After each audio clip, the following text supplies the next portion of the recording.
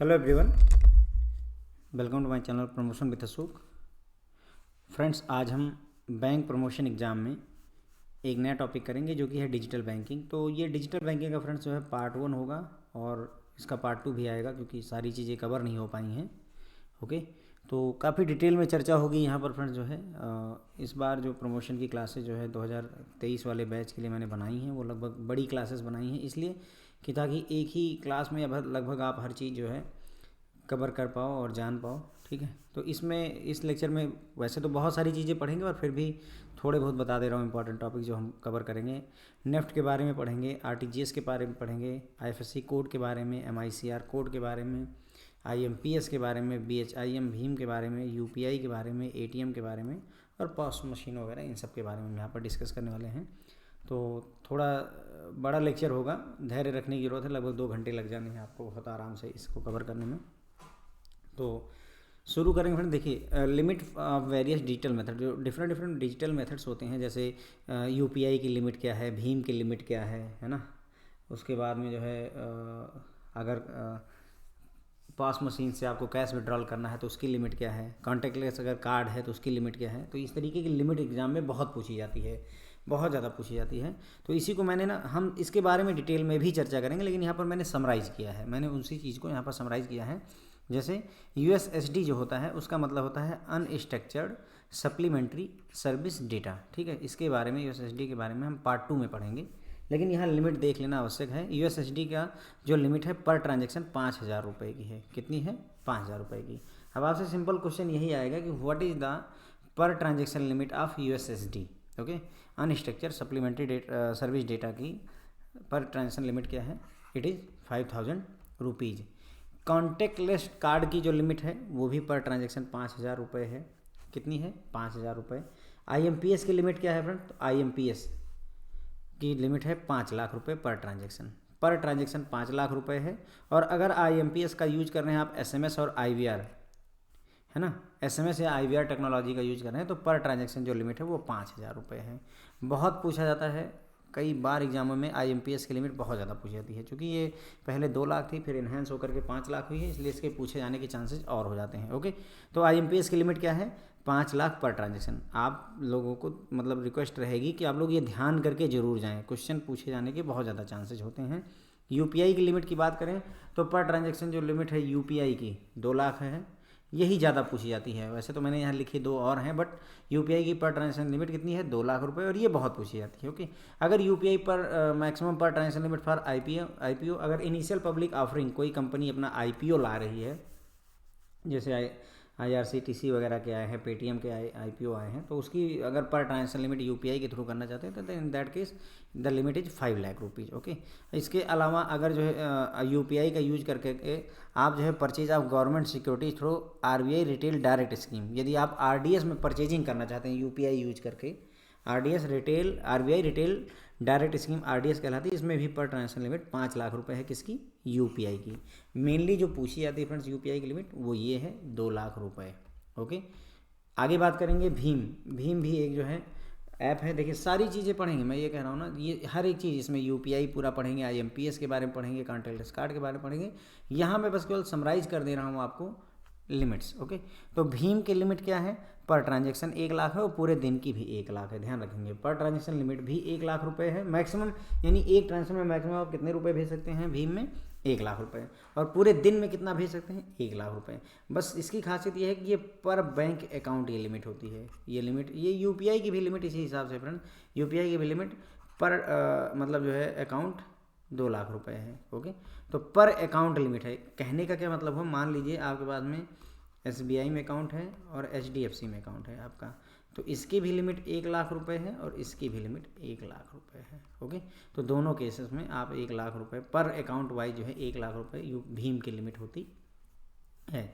कई लोग क्या करते हैं, एक ही मोबाइल नंबर सभी जगहों पर डलवा देते हैं। तो एक मोबाइल नंबर डलने से क्या होता है, एक ही भीम ऐप में वो सारे अकाउंट एक्सेस हो जाते हैं। आप लोग भी करते होंगे कि एक ही ऐप में आप अपने सारे अकाउंट एक्सेस करते होंगे और हर एक अकाउंट की लिमिट ये होती है। ठीक है, तो भीम की लिमिट पर ट्रांजैक्शन और पर डे दोनों 1 लाख रुपए है। ओके, उसके बाद में बात करेंगे cash withdrawal from POS machine. अगर आप पॉइंट ऑफ सेल मशीन पर जाते हैं और कैश विड्रॉल करवाना चाहते हैं तो आरबीआई की गाइडलाइन कहती है कि 2000 पर ट्रांजैक्शन की लिमिट है और पूरे महीने की टोटल लिमिट 10,000 रुपये है।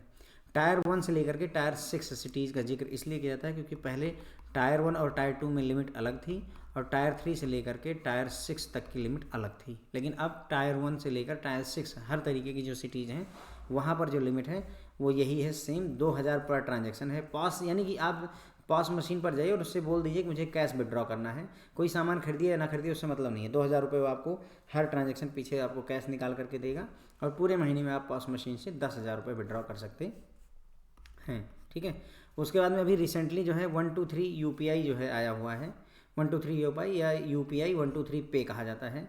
ये मतलब जो है यूपीआई ही है, लेकिन जो है क्या है कि आपके जो बेसिक फ़ोन होते हैं जिसमें स्मार्टफोन नहीं कहते जिन्हें ना, जिसमें यूट्यूब वगैरह नहीं खुलता है, सिंपल जो पहले वाले फ़ोन आया करते थे, तो उसमें अगर यूपीआई चलानी तो उस समय यूपीआई 123 पे यूज होता है। ओके।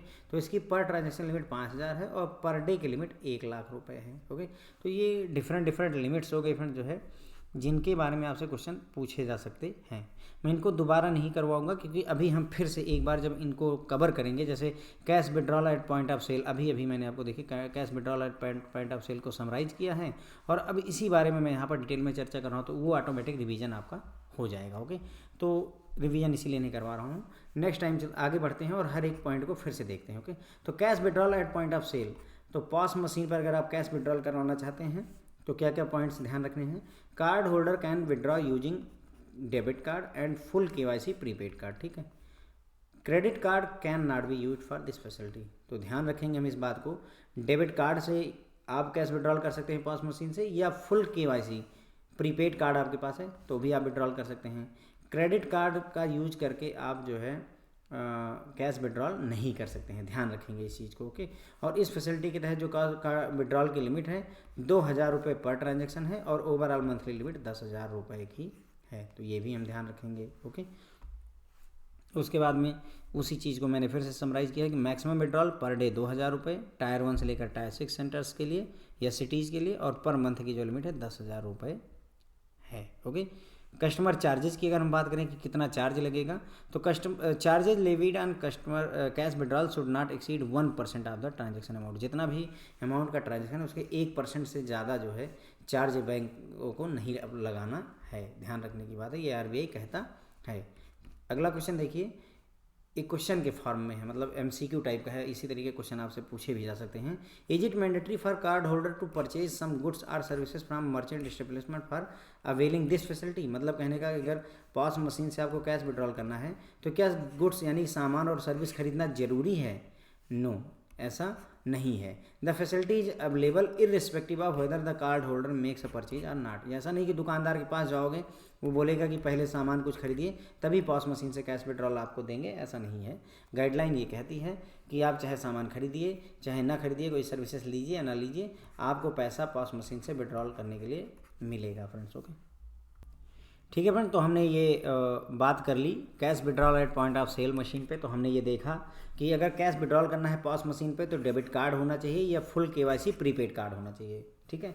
उसके बाद में क्रेडिट कार्ड यूज नहीं किया जा सकता है। फिर हमने देखा कि पर ट्रांजैक्शन लिमिट 2000 रुपये की है और पर मंथ की लिमिट 10,000 रुपये की है अगर आप पॉस मशीन से विड्रॉल करना चाहते हैं। फिर हमने उसको समराइज किया कि मैक्सिमम विड्रॉल 2000 रुपये है पर ट्रांजैक्शन है और पर मंथ जो है 10,000 रुपये। ये पर ट्रांजैक्शन कर लीजिएगा फ्रेंड्स। ओके। डे गलत हो गया है। चाहे टायर 1 6 सिटी हो, चाहे 1 से लेकर 6 की कोई भी सिटी हो, उससे मतलब नहीं है। पर ट्रांजैक्शन 2000 रुपये आप विड्रॉ कर सकते हैं, पर मंथ 10,000 रुपये आप विड्रॉ कर सकते हैं। अगर कोई चार्ज लगाना है बैंक को तो वो 1% से ज़्यादा नहीं हो सकता है। किसकी? जितनी ट्रांजैक्शन कर रहे हो आप, मान लो आपने 10,000 रुपीज़ विड्रॉ किए तो 10,000 का 1% कितना होगा? 100 रुपीज़। तो बैंक 100 रुपये से ज़्यादा 10,000 रुपये की ट्रांजेक्शन पे मतलब जो है वसूल नहीं सकता है। मैक्सिमम 100 रुपये वसूल सकता है, कम कर सकता है लेकिन ज़्यादा नहीं कर सकता है। फिर ये पूछा गया कि क्या पॉस मशीन से अगर मैं कैश विड्रॉल करना चाहता हूँ तो क्या उसके लिए दुकानदार के पास जाकर के, जिसकी पॉस मशीन है उसकी दुकान पर जाकर के मुझे कोई सामान खरीदना पड़ेगा? तो नहीं, गाइडलाइन के हिसाब से ये फैसिलिटी आपको चाहे मतलब कोई सामान खरीदिए या ना खरीदिए उससे मतलब नहीं है, आप पैसा विड्रॉ कर सकते हैं पॉस मशीन पर जाकर के, कोई ऐतराज़ नहीं है। ठीक है। तो ये हो गया फ्रेंड जो है हमारा जो है cash withdrawal at POS machine. अब अगला टॉपिक उठाएंगे जो कि है यूपीआई। क्या है टॉपिक हमारा? यूपीआई। यूपीआई का फुल फॉर्म पूछा था फ्रेंड्स। ओके, अगर आप 0 से 1 या फिर जो है सब स्टाफ से क्लर्क वगैरह ट्राई कर रहे हैं तो ये पूछे जाने के बहुत ज़्यादा चांसेस होते हैं। यूपीआई यूनिफाइड पेमेंट इंटरफेस क्या होता है? यूपीआई होता है friends unified payment interface. UPI का फुल फॉर्म होता है यूनिफाइड पेमेंट इंटरफेस। बहुत पूछा जाता है। यूपीआई को डेवलप किसने किया है? एनपीसीआई ने। एनपीसीआई का फुल फॉर्म क्या है? ये भी पूछा जाता है, national payment corporation of India. ठीक है, तो यूपीआई का फुल फॉर्म ध्यान रखें, एनपीसीआई का फुल फॉर्म ध्यान रखें। यूपीआई को डेवलप किसने किया है? तो एनपीसीआई ने किया है। 3 बातें हो गई। यूपीआई का full form unified payment interface हो गया, एनपीसीआई का full form national payment corporation of India हो गया। यूपीआई जो है डेवलप किया गया है एनपीसीआई के द्वारा। ठीक है, उसके बाद में इमीडिएट मोबाइल ट्रांसफ़र होता है मोबाइल डिवाइसेस के द्वारा। यूपीआई में क्या होता है? मनी का ट्रांसफ़र इमीडिएटली होता है मोबाइल डिवाइसेस के थ्रू, और ये 24/7/365 डेज अवेलेबल है। मतलब ये 24/7 अवेलेबल है, 365 दिन, मतलब कभी बंद नहीं रहती। UPI is always available. Okay, use of virtual ID और UPI ID more secure and no credential sharing. तो यूपीआई का सबसे जो बड़ा बेनिफिट होता है फ्रेंड्स वो क्या होता है कि एक वर्चुअल आईडी आपको असाइन हो जाती है। आपको ना तो अपना अकाउंट नंबर बताना है, ना आईएफएससी कोड बताना है, कुछ नहीं बताना है। ज़्यादा से ज़्यादा आपको अपना मोबाइल नंबर बताना है या फिर जो है वर्चुअल आईडी बतानी है। चाहे वो आप गूगल पे यूज़ करते हो, चाहे फ़ोन पे यूज़ करते हो। अगर मेरा मोबाइल नंबर आपको पता है जो जिस पे मेरा गूगल पे है, या मेरी वर्चुअल आईडी पता है, तो आप पैसे आसानी से भेज सकते हैं। तो ये ज़्यादा सिक्योर हो जाता है क्योंकि आपने अकाउंट नंबर एफएससी कोड कुछ बताया ही नहीं, तो इसलिए क्रेडेंशियल शेयरिंग से अच्छा होता है, सिक्योर हो जाता है। ओके, यूपीआई की जो पिन होती है फ्रेंड, किसी किसी बैंक में 4 डिजिट की है और किसी किसी बैंक में 6 डिजिट की है, लेकिन इसके अलावा नहीं, 4 डिजिट की होगी या 6 डिजिट की होगी। 3 डिजिट या 5 डिजिट या 7 डिजिट ऐसा कुछ नहीं मिलता है। ठीक है, जैसे आपका जो भी हो, मुझे नहीं पता आपका पासवर्ड क्या है, ये होगा। ठीक है, इस तरीके का कोड लगेगा, ऐसा नहीं है कि जो है 246 3 डिजिट का नहीं होगा। ओके, तो 4 डिजिट की यूपीआई पिन होती है या 6 डिजिट की यूपीआई पिन होती है। यूपीआई लिमिट्स अभी देखिए मैंने शुरू में भी आपको बताया था, इसीलिए मैंने रिवीजन नहीं करवाया क्योंकि मुझे पता है कि हम सारी लिमिट्स फिर से रिवाइज कर ही रहे हैं। तो यूपीआई की पर ट्रांजैक्शन मैक्सिमम लिमिट क्या है? 2 लाख रुपए। अगर आईपीओ के लिए लिमिट बात करें तो 5 लाख रुपए है। अगर रिटेल डायरेक्ट स्कीम में जो है परचेजिंग करें गवर्नमेंट सिक्योरिटी की तो लिमिट क्या है? 5 लाख रुपए। ओके, तो वैसे जनरली जो आपसे पूछा जाता है फ्रेंड्स वो ज़्यादातर ये वाली बात पूछी जाती है कि what is the limit of UPI. Simple, what is the limit of UPI? So it's 2 lakh per transaction, maximum per transaction 2 lakh rupees. ठीक है फ्रेंड, तो यूपीआई के बारे में हमने सारी बातें कर ली। जो चीज़ के पूछे जाने के बहुत ज़्यादा चांस है वो सारी बातें मैंने यहाँ पर डिस्कस की हुई हैं। यूपीआई का full form unified payment interface होता है। यूपीआई को डेवलप किया है एनपीसीआई ने। एनपीसीआई का फुल फॉर्म है national payment corporation of India. इसमें मोबाइल डिवाइस का यूज करके इमीडिएटली मनी को ट्रांसफ़र किया जाता है। ये हमेशा अवेलेबल रहती है, 24/7 365 डेज अवेलेबल रहती है। अब ये ना कहिएगा कि जो है सर जो लीप ईयर होता है उसमें 366 दिन रहती है या नहीं रहती है, तो ध्यान रखिएगा हमेशा अवेलेबल है। 365 डेज लिखा जाता है, चाहे जितने भी दिन हो अवेलेबल रहेगी, क्योंकि हमेशा अवेलेबल है। वर्चुअल आईडी या यूपीआई आईडी को यूज करने से सिक्योरिटी बढ़ जाती है क्योंकि इसमें कोई भी अपना अकाउंट नंबर, एफएससी कोड, कोई पर्सनल डिटेल आपको शेयर करने की ज़रूरत नहीं होती है।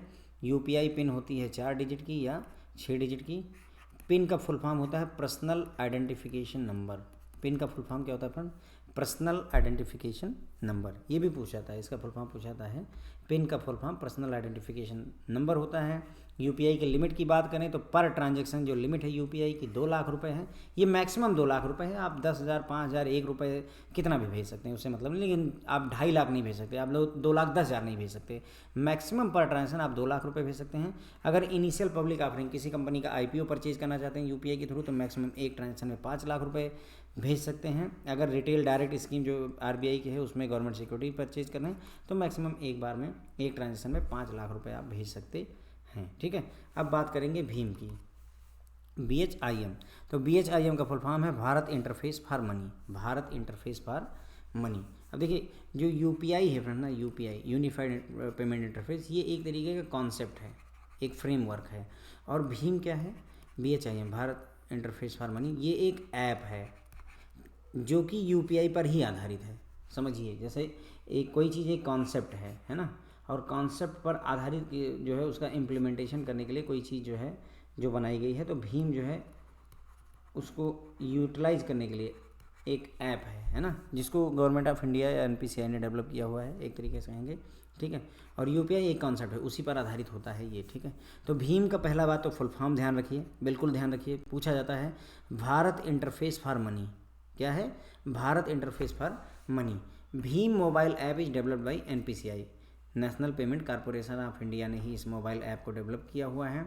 Bhim is based on UPI. ध्यान दीजिए, मैंने बताया था आपको कि भीम जो है यूपीआई पर ही आधारित है, यूपीआई का यूनिफाइड पेमेंट इंटरफेस होता है। अब बात करेंगे भीम की लिमिट की, तो पर ट्रांजैक्शन जो लिमिट है 1 लाख रुपए की है, पर डे की लिमिट भी 1 लाख रुपए है, और ये जो लिमिट है पर बैंक अकाउंट लागू होती है। एक सवाल ये भी बहुत पूछा जाता है कि भीम कितनी लैंग्वेज में अवेलेबल है, तो भीम में करंटली 20 लैंग्वेज अवेलेबल हैं, 20 लैंग्वेजेज में भीम जो है अवेलेबल है, मतलब हिंदी, इंग्लिश, इसके अलावा टोटल 20 लैंग्वेजेज में भीम अवेलेबल है, ठीक है।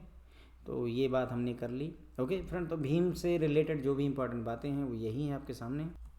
तो भीम का सबसे पहली बात जो आपसे पूछा जाता है फ्रेंड्स, वो है full form Bharat interface for money होता है। भीम मोबाइल ऐप को डेवलप किया है एनपीसीआई ने। ये एक ऐप है, ध्यान रखेंगे, ये एक ऐप है जो कि आधारित है किस पर, बेस्ड है किस पर, यूपीआई पर, यूनिफाइड पेमेंट इंटरफेस पर आधारित है। भीम की लिमिट की बात करें तो पर ट्रांजैक्शन 1 लाख रुपए, पर डे की लिमिट 1 लाख रुपए, और ये पर बैंक अकाउंट लिमिट होती है, चाहे भीम हो चाहे यूपीआई, पर बैंक अकाउंट लिमिट होती है।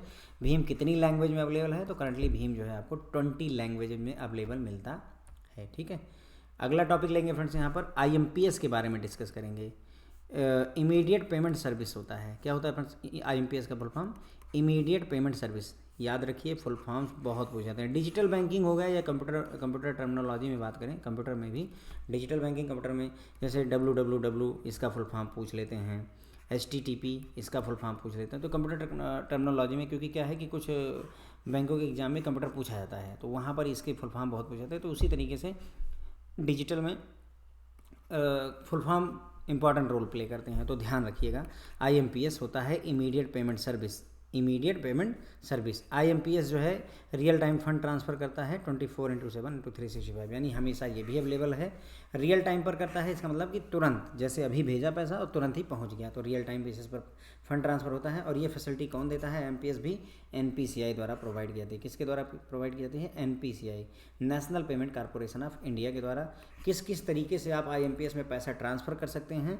तो दो तरीके हैं। आपके पास व्यक्ति का मोबाइल नंबर और एमएमआईडी होनी चाहिए, या उस व्यक्ति का अकाउंट नंबर और आईएफएससी कोड होना चाहिए। दो तरीके से आप जो है, अगर आप आईएमपीएस यूज कर रहे हैं तो दो तरीके अवेलेबल हैं जिसके थ्रू आप जो है पैसा ट्रांसफ़र कर सकते हैं दूसरे को। जिसको पैसा भेजना है उसका मोबाइल नंबर और उसकी एमएमआईडी आपके पास हो। एमएमआईडी होता है फ्रेंड्स आपका मोबाइल मनी आइडेंटिफायर। एमएमआईडी क्या होती है? Mobile money identifier. ये 7 डिजिट का कोड होता है। पूछा जाता है एमएमआईडी का फुल फॉर्म पूछा जाता है, एमएमआईडी कितने डिजिट होती है। देखिए, डिजिट का मतलब होता है अंक फ्रेंड, ध्यान रखिएगा। जैसे 3ABC5 ये कोड नहीं, ये एमएमआईडी नहीं हो सकती। क्यों? क्योंकि मैंने आपको बताया ये 7 डिजिट का कोड है। इसका मतलब 3 4 5 7 6 9 8 कुछ इस तरीके का कोड हो सकता है। यस, ये एमएमआईडी हो सकती है, लेकिन ये नहीं हो सकती। क्यों? क्योंकि 7 डिजिट होनी चाहिए, ना कि अल्फ़ाबेट होना चाहिए।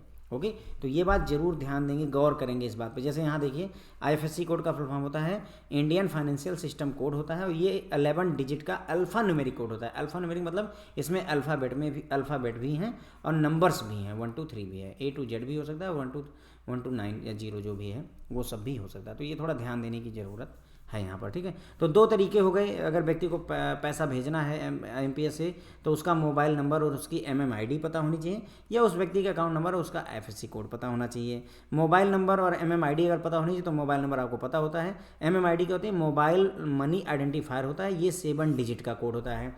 दोनों क्वेश्चन पूछे गए हैं। फुल फॉर्म भी खूब पूछा जाता है, और कितने डिजिट की होती है एमएमआईडी ये भी बहुत पूछा जाता है। आईएफएससी का फुल फॉर्म भी पूछा जाता है। आईएफएससी पूरा कवर करेंगे डिटेल में, लेकिन अभी ये जान लीजिए कि आईएफएससी का full form Indian financial system code होता है, और ये 11 डिजिट का अल्फ़ा न्यूमेरिक कोड होता है। कितने डिजिट का? 11। तो ये 11 डिजिट का अल्फ़ा न्यूमेरिक कोड होता है आपका। ओके, तो ये भी बात हमने क्लियर कर ली। आईएमपीएस के लिमिट्स की अगर हम बात कर लें तो पर ट्रांजैक्शन 5 लाख रुपए की लिमिट हो गई है। पहले कम थी, अभी बढ़ा दी है आरबीआई ने, तो 5 लाख रुपए की लिमिट हो गई है। अगर आईएमपीएस एसएमएस और आईवीआर के थ्रू किया जा रहा है तो 5,000 रुपये पर ट्रांजैक्शन लिमिट होती है आईएमपीएस की। ओके, तो अब आगे जो है एफएससी कोड के बारे में पढ़ना है। तो हमने आईएमपीएस के सारे इंपॉर्टेंट फैक्ट्स यहाँ पर कवर किए हैं। तो फ्रेंड्स IMPS में हमने सारी डिटेल्स देख ली हैं। IMPS का होता है immediate payment service. IMPS 24/7/365 days available रहती है। ये रियल टाइम पर होता है, यानी तुरंत का तुरंत पैसा पहुंचता है। IMPS NPCI प्रोवाइड करता है, national payment corporation of India. अगर आपको किसी को पैसे भेजने हैं तो उस व्यक्ति से दो चीज़ें मांग लीजिए। उससे कह दीजिए या तो आप अपना मोबाइल नंबर और MMID दे दो मुझे, या अपना अकाउंट नंबर और IFSC कोड दे दो। यदि व्यक्ति के पता होगा MMID नंबर तो वो आपको बता देगा कि मेरा mobile money identifier number 7 digit का कोड होगा, वो आपको दे देगा। अगर उसको नहीं पता तो उससे अकाउंट नंबर और उसका IFSC कोड पता कर लीजिए। IFSC कोड होता है इंडियन फाइनेंशियल सिस्टम कोड। ये 11 डिजिट का होता है और अल्फ़ा न्यूमेरिक होता है। इसमें A to Z और 0 से लेकर के 9 तक के नंबर दोनों एक साथ यूज होते हैं। ओके, उसके बाद IMPS लिमिट की बात करें तो पर ट्रांजैक्शन 5 लाख रुपए की लिमिट होती है। और अगर IMPS किया जा रहा है SMS और IVR का यूज करके तो पर ट्रांजैक्शन 5,000 रुपये की ही लिमिट होती है। ठीक है, अभी देखिए मैंने बताया था आपको IFSC कोड हम कवर करेंगे, तो यहाँ पर हम IFSC कोड के बारे में पूरा डिटेल में यहाँ पर चर्चा करने वाले हैं। IFSC कोड के बारे में पहला आपसे पूछा सकता है full form Indian financial system code होता है। IFSC क्या होता है? Indian financial system code. तो IFSC Indian financial system code is an 11 digit alpha numeric code. ध्यान रखेंगे ये 11 डिजिट का अल्फा न्यूमेरिक कोड होता है that uniquely identify all the banks and their respective branches participating in online fund transfer process. तो किसी भी particular branch को आइडेंटिफाई करने के लिए IFSC कोड जो है चाहिए होता है। ये 11 डिजिट का अल्फ़ा न्यूमेरिक कोड होता है, यानी कि इसमें नंबर्स और अल्फ़ाबेट दोनों एक साथ यूज होते हैं। आइए फॉर्मेट देख लेते हैं 11 डिजिट का जो ये आपका IFSC कोड होता है उसका फॉर्मेट क्या है। The 11 character IFSC code is combination of 3 component.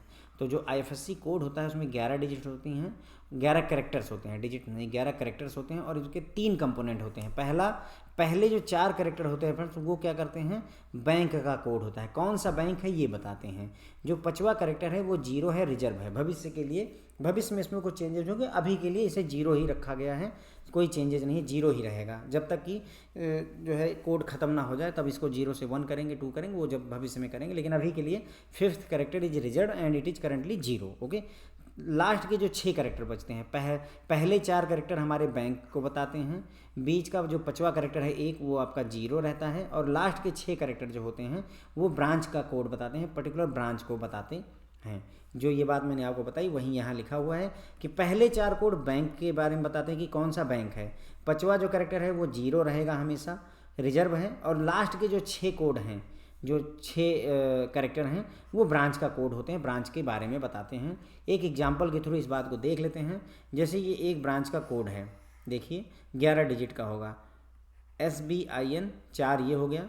5वां कैरेक्टर आपका 0 फिक्स है, और उसके बाद में ये जो लास्ट के 6 हैं 1 2 3 4 5 6, लास्ट के 6, तो ये जो पहले 4 कैरेक्टर होते हैं ये ब्रांच बताते हैं। अब यहाँ क्लियर दिख रहा है कि ये SBI है ना।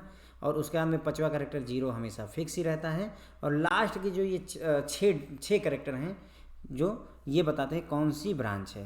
क्लियर हो गई मेरी बात। तो पहले 4 कैरेक्टर SBIN जो है ये रिप्रेजेंट करते हैं कि ये बैंक का कोड SBI का बैंक का कोड है, SBI बैंक का कोड है, SBI है। 5वां कैरेक्टर 0 फिक्स है, ये मैंने आपको बता दिया। लास्ट के जो 6 कैरेक्टर हैं 00 1707 ये रिप्रेजेंट करते हैं कि ये ब्रांच का कोड है आज़ादपुर दिल्ली, आज़ादपुर दिल्ली ब्रांच का कोड है। तो ये हो गई फ्रेंड जो है पूरा IFSC कोड के बारे में डिटेल एक्सप्लेनेशन। तो देखिए फ्रेंड्स, IFSC कोड में मैंने आपको बताया पहला फुल फॉर्म आपसे पूछा जाता है IFSC का, तो इंडियन फाइनेंशियल सिस्टम कोड होता है। दूसरा आपसे पूछा जाता है ये कितने कैरेक्टर या डिजिट का होता है, तो 11 डिजिट का अल्फ़ा न्यूमेरिक होता है। कई बार ऐसे पूछा जाता है 11 डिजिट का होता है, 11 डिजिट का अल्फ़ा न्यूमेरिक होता है, 7 डिजिट का होता है, गुमराह करने के लिए। ओके, तो 11 डिजिट 11 डिजिट का होता है, अल्फ़ा न्यूमेरिक होता है। ओके, जो किसी भी बैंक की ब्रांच को यूनिकली आइडेंटिफाई करने के काम आता है। अगर हम इसके फॉर्मेट की बात करें तो 11 जो कैरेक्टर होते हैं IFSC कोड के उसमें 3 कंपोनेंट होते हैं। पहले 4 कैरेक्टर जो है बैंक बताते हैं कौन सा बैंक है, 5वां कैरेक्टर जो है वो 0 हमेशा रिजर्व रहता है, और लास्ट के जो 6 कैरेक्टर होते हैं वो बताते हैं कौन सी ब्रांच है। तो बैंक के जो पहले 4 कैरेक्टर हैं वो बैंक कोड बताते हैं, 5वां फिक्स रहता है 0, और लास्ट के 6 जो है ब्रांच कोड के बारे में आपको जानकारी देते हैं। SBIN जो ये एक कोड है एग्जाम्पल के तौर पर, इसमें पहले जो 4 कैरेक्टर हैं SBIN ये जो है पहले 4 कैरेक्टर बता रहे हैं कि SBI बैंक है। दूसरा ये जो 5वां कैरेक्टर है 0 ये रिजर्व है, और लास्ट के जो 6 कैरेक्टर हैं 001707 ये बताते हैं कि ये ब्रांच है आज़ादपुर। ओके, तो बैंक कोड रिजर्व है 0, और ब्रांच कोड, ये 3 इसके सेटअप हो जाते हैं फ्रेंड्स। ओके, तो आई बिलीव आपको समझ में आ गया होगा। अगला टॉपिक उठाएंगे फ्रेंड्स जो है, जो कि है MICR कोड के बारे में। MICR का यूज करते हैं हम किसमें, चेक क्लियरिंग वगैरह में यूज होता है। पहला जो सवाल आपसे पूछा जाएगा फुल फॉर्म ही पूछ लेंगे, magnetic ink character recognition. Magnetic ink character recognition MICR का कोड होता है, मतलब MICR का फुल फॉर्म होता है मैग्नेटिक इंक करेक्टर रिकग्निशन। जो अगली बात आपसे पूछी जाएगी वो ये होती है कितने डिजिट का कोड होता है, तो ये 9 डिजिट का कोड होता है। Magnetic ink character recognition code MICR code is a 9 digit code used for processing of cheque. जो MICR कोड होता है वो 9 डिजिट का होता है और इसे चेक प्रोसेसिंग में यूज किया जाता है। MICR number is also unique for every bank branch. ठीक है, तो जैसे IFSC कोड जो है हर बैंक की ब्रांच को पहचानने के काम आता है, उसी तरीके से MICR कोड भी हर बैंक की ब्रांच के लिए यूनिक होता है। MICR is used in ECS electronic clearing system. ECS में यूज होता है MICR का use, ECS electronic clearing system में यूज होता है। MICR का एग्जांपल 9 डिजिट का होता है ना, कितनी डिजिट का होता है देखिए, ये डिजिट होती है, यानी इसमें 1 से लेकर के 1 2 3 4 5 6 7 8 9 और 0, इसके अलावा और कुछ नहीं आएगा, डिजिट होगी, नंबर्स होंगी।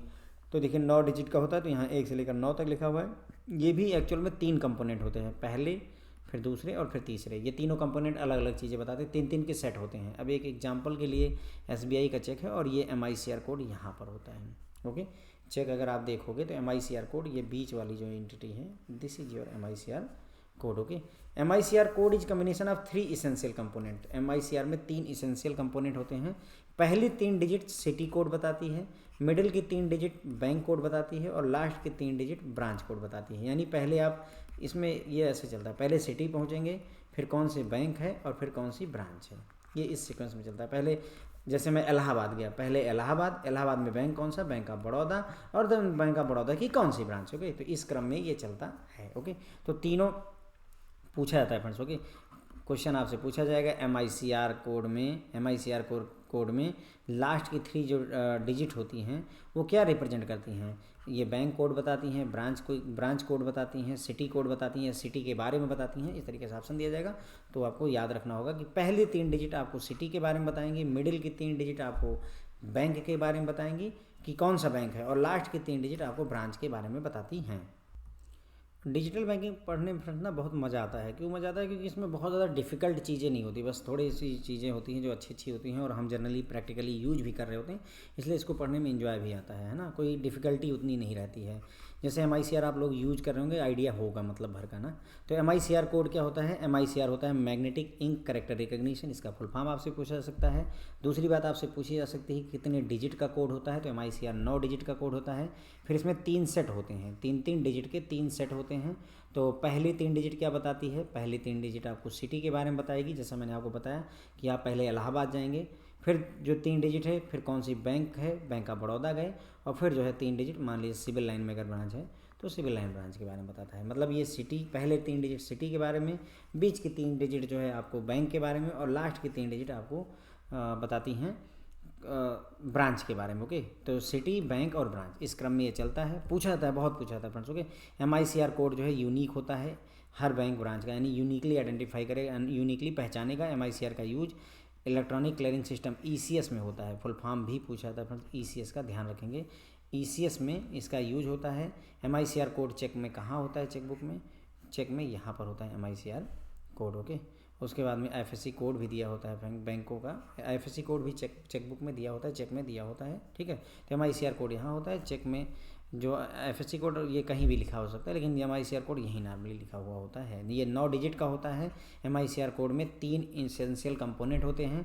पहली 3 डिजिट आपको सिटी कोड बताती है, मिडिल की 3 डिजिट आपको बैंक कोड बताती है, और लास्ट की 3 डिजिट आपको ब्रांच का कोड बताती है। ध्यान रख करके जाएंगे। उसके बाद में अगला टॉपिक उठाएंगे जो कि है फ्रेंड्स स्विफ्ट कोड के बारे में। ठीक है, तो जब भी इंटरनेशनल ट्रांसफ़र या ट्रांजेक्शन की जाती है तो वहाँ पर स्विफ्ट कोड की ज़रूरत होती है। कई बार आपके पास में ब्रांच में लोग आते होंगे कि सर जो है मुझे यूट्यूब वगैरह से इनकम आती है, या फिर मुझे जो है मेरे भाई जो है सऊदीया में रहते हैं, तो आप अपनी ब्रांच का जो है मुझे वो स्विफ्ट कोड बता दीजिए ताकि मैं वहाँ से पैसा ट्रांसफ़र करवा सकूँ। उनको केवल अकाउंट नंबर और IFSC कोड बता देने से पैसा आपके खाते में नहीं पहुँचेगा। मान लीजिए आपके भाई सऊदीया अमेरिका कहीं रहते हैं, तो account number plus IFSC code से वो पैसा आपके खाते में नहीं भेज पाएंगे।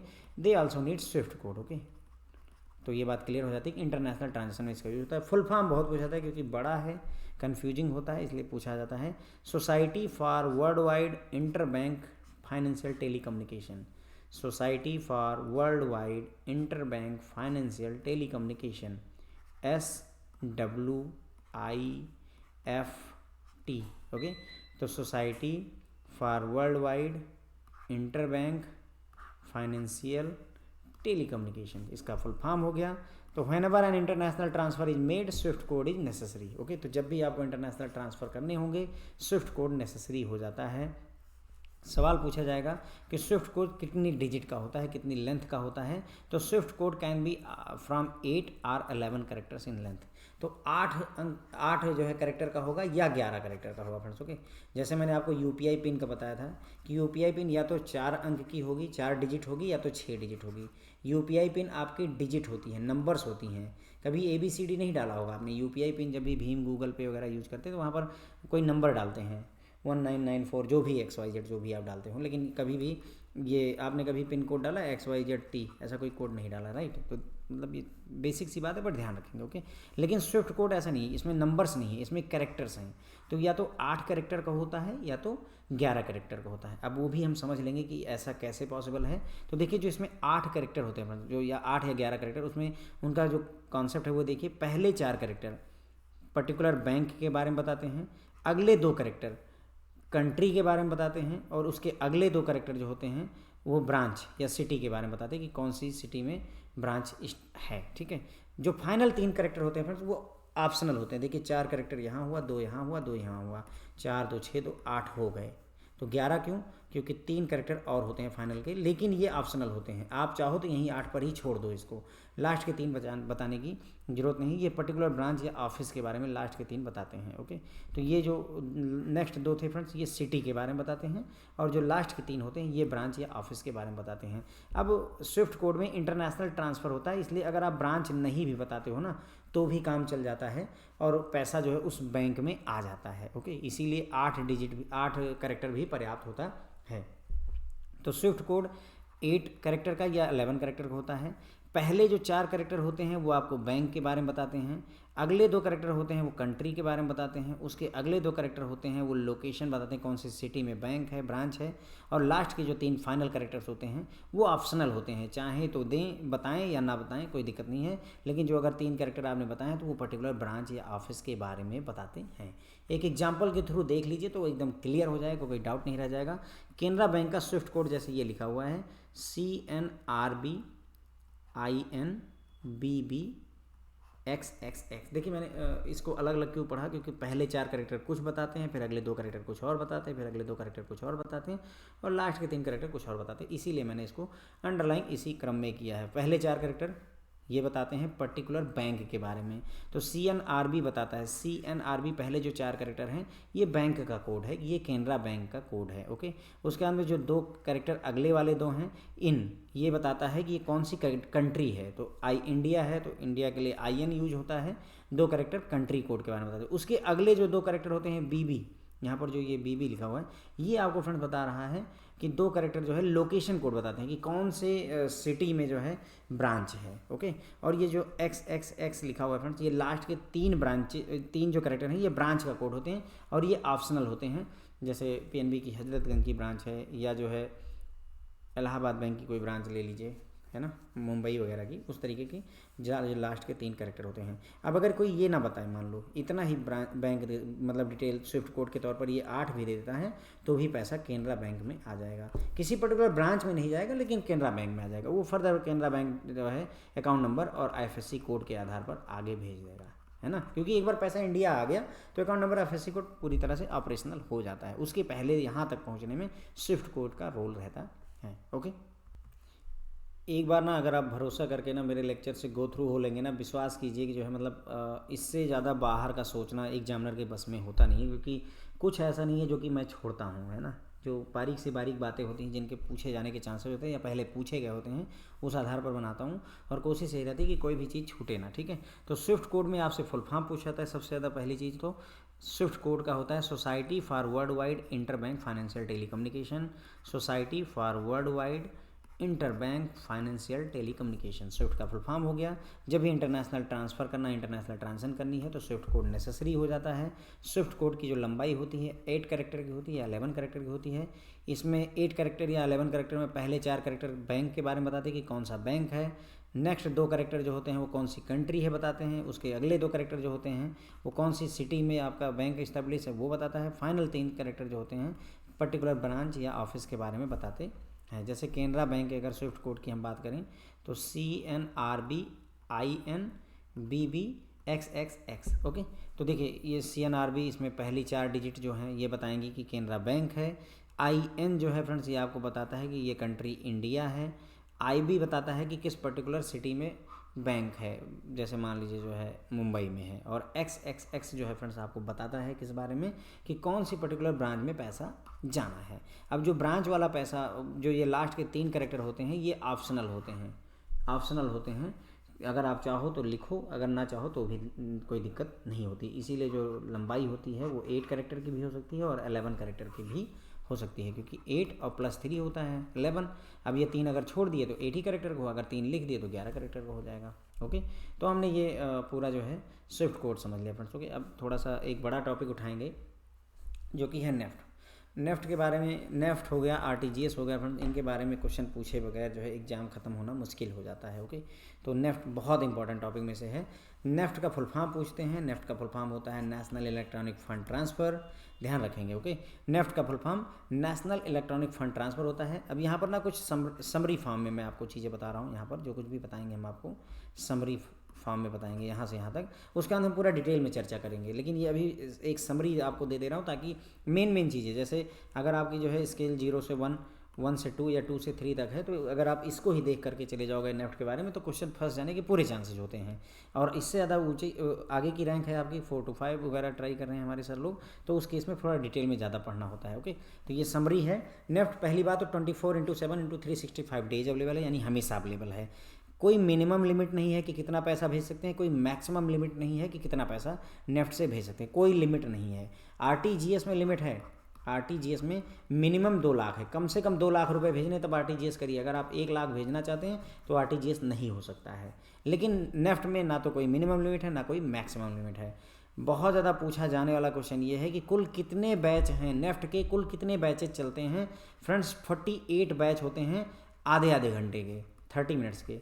हाफ आवरली 48 बैच है। देखो 30 मिनट का अगर कोई बैच होगा पूरा 24 घंटे में, अगर हर आधे घंटे पर एक बैच चलेगा तो कुल मिलाकर के 1 घंटे में 2 बैच और 24 घंटे में 48 बैच चलेंगे। यही लिखा हुआ है कि कुल मिलाकर कितने बैच होते हैं नेफ्ट के, 48 बैच होते हैं। हाफ ईयरली होते हैं, सॉरी हाफ आवरली होते हैं, यानी हर आधे घंटे पर बैच रन होता है। पहला बैच कब शुरू होता है? रात के 12:30 बजे। रात के जैसे अभी मान लीजिए जो है 11 बज रहे हैं रात के, फॉर एग्जांपल मान लीजिए, तो अभी 11 बजेंगे, फिर रात के 12 बजेंगे, फिर 12:30 जब होगा तब पहला बैच शुरू होगा अगले उस दिन का, जो डेट है वो है ना। 12:30 बजे रात में पहला बैच शुरू होता है और आखिरी बैच कब होता है खत्म? रात 12 बजे अगले दिन रात 12 बजे अगला बैच खत्म हो जाएगा। ओके, लास्ट बैच रात 12 बजे खत्म होता है। पहला बैच 12:30 बजे रात में शुरू होता है। ध्यान दीजिए, ये भी रात है वो भी रात है, बट डिफरेंस है। मान लीजिए अभी 1 तारीख है, 1 तारीख को रात को 11 बज रहे हैं, तो अभी मान लीजिए 12 बजेंगे। 12 जब बज जाएंगे तो ये 2 तारीख शुरू हो जाएगी, राइट। तो 12:30 पर 2 तारीख वाला पहला बैच शुरू होगा। उसके बाद में अब ये जो है रात के फिर 9 बजेंगे, मान लीजिए 2 तारीख को ही रात में फिर 9 बजेंगे। उसके बाद में जो है 11 बजेंगे 2 तारीख को, और फिर जो है 12 बज जाएंगे, जो है 2 ही तारीख को 12 ही बज जाएंगे, 12 PM है ना, 12 बजेंगे 2 ही तारीख को। तो ये देखिए यहाँ से 2 तारीख शुरू हुई है, 12:01 से शुरू हुई है और इस 12 बजे तक जाती है। तो यही बता रहा हूँ कि 12:30 यानी 2 तारीख लगी कि जो है 12:30 पहला बैच चला, और 2 तारीख एकदम ख़त्म होने वाली है जस्ट 12 बजे कि अभी 1 मिनट बाद 3 तारीख लग जाएगी, तो उसमें लास्ट बैच आता है। यही बात लिखी हुई कि पहला बैच जो है 12:30 बजे रात में है, आखिरी बैच रात 12 बजे में होता है। सेटलमेंट की अगर बात करें तो जिस बैच में पैसा गया उसके अगले 2 घंटे में, बैच प्लस 2 आवर्स का टाइम होता है कि पैसा बेनिफिशियरी के खाते में पहुंच जाना चाहिए। यदि नहीं पहुंचता है, डिले करते हैं, तो पेनाल्टी होती है रेपो रेट प्लस 2%। जो भी रेपो रेट करंट टाइम पे चल रहा है उसमें 2% और जोड़िए, उतना पेनाल्टी पे करनी पड़ती है लेट होने पर। अगर मान लीजिए किसी कस्टमर का अकाउंट नहीं है तो उस केस में वो मैक्सिमम पर ट्रांजेक्शन 50,000 रुपये नेफ्ट कर सकता है, NEFT कर सकता है। अभी डिटेल में ये सारी बातें करेंगे, ओके। उसके अलावा it is also available for one way fund transfer from India to Nepal. India से नेपाल अगर पैसा, इंडिया से नेपाल पैसा ट्रांसफ़र करना है तो भी नेफ्ट का यूज किया जा सकता है, ओके। लेकिन नेपाल से इंडिया नहीं भेजा जा सकता, ध्यान दीजिएगा। नेफ्ट का यूज वन वे है। India to Nepal NEFT available है, okay. Indo Nepal fund transfer facility बोलते हैं उसे। लेकिन अच्छा, क्या नेफ्ट का यूज करके मैं US में पैसा भेज सकता हूँ? नहीं भेज सकता, फ्रेंड ध्यान रखिएगा। सिर्फ नेपाल जा सकता है, इसके अलावा और अपने इनलैंड ट्रांजेक्शन होती है, मतलब अपने देश में ही ट्रांजेक्शन होती है नेफ्ट के थ्रू, और किसी देश में ट्रांजेक्शन नहीं हो सकती है। तो ये हो गई समरी के तौर पर। अभी डिटेल में पूरी चर्चा करेंगे, लेकिन समरी में हमने नेफ्ट में ये बातें देखी। तो फ्रेंड्स, नेफ्ट में आप उम्मीद करिए कि नेफ्ट का full form national electronic fund transfer होता है। नेफ्ट 24/7 हमेशा अवेलेबल रहती है। कोई मिनिमम लिमिट नहीं है, कोई मैक्सिमम लिमिट नहीं है। कुल कितने बैच होते हैं? 48 बैच होते हैं। बैच हर आधे घंटे पे, हाफ आवर पे चलते हैं। पहला बैच रात को 12:30 बजे होता है, आखिरी बैच रात को 12 बजे होता है। सेटलमेंट के लिए जो जिस बैच में पैसा भेजा गया उसके अगले 2 घंटे में हो जाना चाहिए। यदि सेटलमेंट में लेट होगा तो रेपो रेट प्लस 2% की पेनाल्टी आपको देनी पड़ेगी। अगर किसी कस्टमर के पास अकाउंट नहीं है तो वो पर ट्रांजेक्शन मैक्सिमम 50,000 रुपये भेज सकता है, ठीक है। ये इसमें नेफ्ट में one way fund transfer India से नेपाल के लिए भी अवेलेबल रहता है, ओके। तो ये हमने समरी देख ली। अब डिटेल में चर्चा करेंगे। इसको मैंने पूरा MCQ फॉर्मेट में डिजाइन किया हुआ है, तो क्वेश्चन और आंसर फॉर्मेट में, ओके। MCQ नहीं फ्रेंड्स, क्वेश्चन और आंसर फॉर्मेट में। Is there any limit on fund to be remitted through NEFT? क्या नेफ्ट में कोई लिमिट होती है? तो नहीं, देयर इज नो लिमिट। जो है RBI के द्वारा कोई लिमिट जो है नेफ्ट सिस्टम पर नहीं लगाई गई है। So minimum is no limit and maximum is no limit. Question number 2 देखिए, what are the operating hours of NEFT? NEFT के ऑपरेटिंग आवर्स क्या हैं? तो NEFT system is available round the clock throughout the year on all days. पूरे साल सभी दिनों में अवेलेबल है। 24/7/365 बेसिस पर अवेलेबल रहता है। 19 दिसंबर 2019 से जो है इसको 24 आवर के लिए अवेलेबल करवाया गया था। उतना इंपॉर्टेंट नहीं है, पर फिर भी ऐसे एक नज़र रखिए कि 19 दिसंबर 2019 में नेफ्ट को 24 आवर अवेलेबल करवाया गया था। नेफ्ट में जो है प्रेजेंटली हाफ आवर के बैचेज चलते हैं, पूरे दिन चलते हैं। पहला बैच रात 12:30 बजे शुरू होता है और आखिरी बैच रात 12 बजे ख़त्म हो जाता है। क्वेश्चन नेक्स्ट देखिए, कितने घंटे में बेनिफिशियरी का अकाउंट नेफ्ट में क्रेडिट हो जाना चाहिए? तो टाइमलाइन 2 घंटे की है फ्रॉम द बैच सेटलमेंट। जिस बैच में सेटलमेंट हुआ है पैसा, उसके 2 घंटे के अंदर में बेनिफिशियरी का अकाउंट जो है क्रेडिट हो जाना चाहिए। तो बैच प्लस 2 आवर्स, कहीं पर B+2 भी लिखते हैं, ओके। देखिए सारी बातें मैंने आपको बता रखी, बट यहाँ पर हम डिटेल में चर्चा कर रहे हैं। What are the penalties or compensation for delay credit और return of fund by beneficiary bank? यदि जो है क्रेडिट में लेट हो जाए, पैसा बेनिफिशियरी खाते में क्रेडिट होने में लेट लगे, या पैसा बेनिफिशियरी के बैंक जो है वापस कर दे, तो उस केस में पेनाल्टी क्या है? तो if NEFT transaction is not credited और रिटर्न, या तो खाता बैंक मतलब कस्टमर के खाते में पैसा पहुंच जाए नेफ्ट का जिसके खाते में जाना था, या फिर वापस लौट आए विदिन 2 घंटे, ओके, बैच सेटलमेंट के, तो बैंक को कोई जो है चार्ज नहीं देना है। अगर नहीं होता है इतना, यानी 2 घंटे में या तो कस्टमर के खाते में पहुंच जाए जिसके खाते में जाना था, या तो जिसने भेजा था उसके खाते में लौट आए। अगर इससे ज़्यादा समय लगेगा तो पेनल इंटरेस्ट देना पड़ता है, और पेनल इंटरेस्ट करंट RBI का जो रेपो रेट प्लस 2% है, रेपो रेट प्लस 2% आपको पेनाल्टी के तौर पर देना पड़ता है। और ये पैसा जो है, मतलब जो पेनाल्टी है वो कस्टमर के खाते में ऑटोमेटिक चली जानी चाहिए। इसके लिए ज़रूरी नहीं कि कस्टमर आपको कंप्लेंट लॉक करे। कंप्लेंट लॉक करने की ज़रूरत नहीं है। जितना आपने डिले किया उतना उसको पेनाल्टी भर करके वापस करिए, ओके।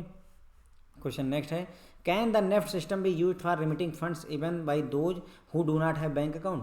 अगर मान लीजिए कि किसी के पास बैंक अकाउंट नहीं, तो क्या वो नेफ्ट का यूज करके पैसे ट्रांसफ़र कर सकता है? तो यस, पैसा ट्रांसफ़र किया जा सकता है। अगर जो है खाते मतलब जो है जो व्यक्ति पैसा भेजना चाहता है उसके पास खाता नहीं है तो भी।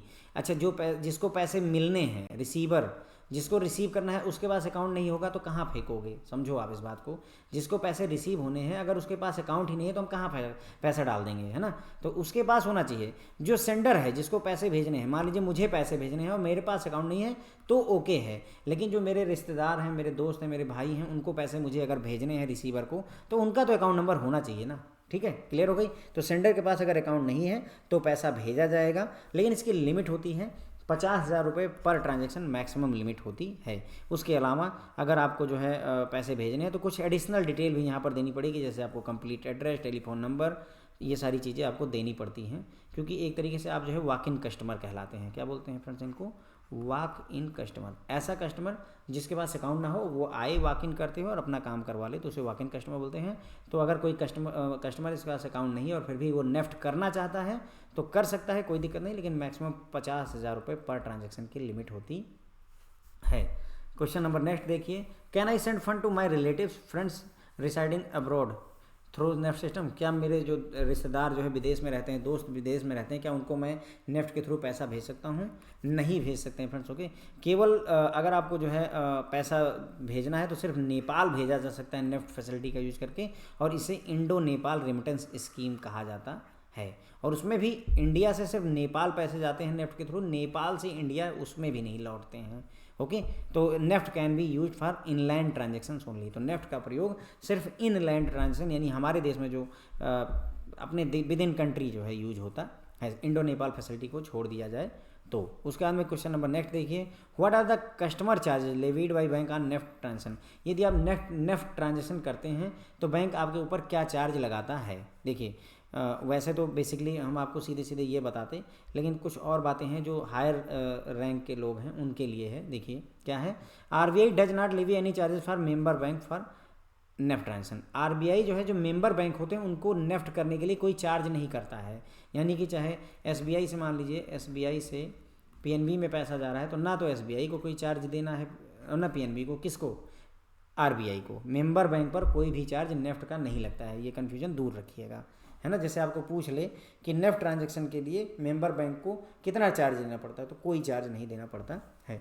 उसके बाद जो इनवर्ड ट्रांजैक्शन होती है, इनवर्ड मतलब जो पैसा आ रहा है, उसके लिए भी कोई चार्ज डेस्टिनेशन बैंक पर नहीं लगता है। मान लीजिए आपने पीएनबी के खाते से एसबीआई के खाते में 10,000 रुपये भेजे, तो एसबीआई डेस्टिनेशन बैंक हो गया, ये इनवर्ड ट्रांजैक्शन है, तो इस 10,000 रुपये के लिए इस एसबीआई को भी कोई जो है मतलब जो है चार्ज नहीं लगाना है।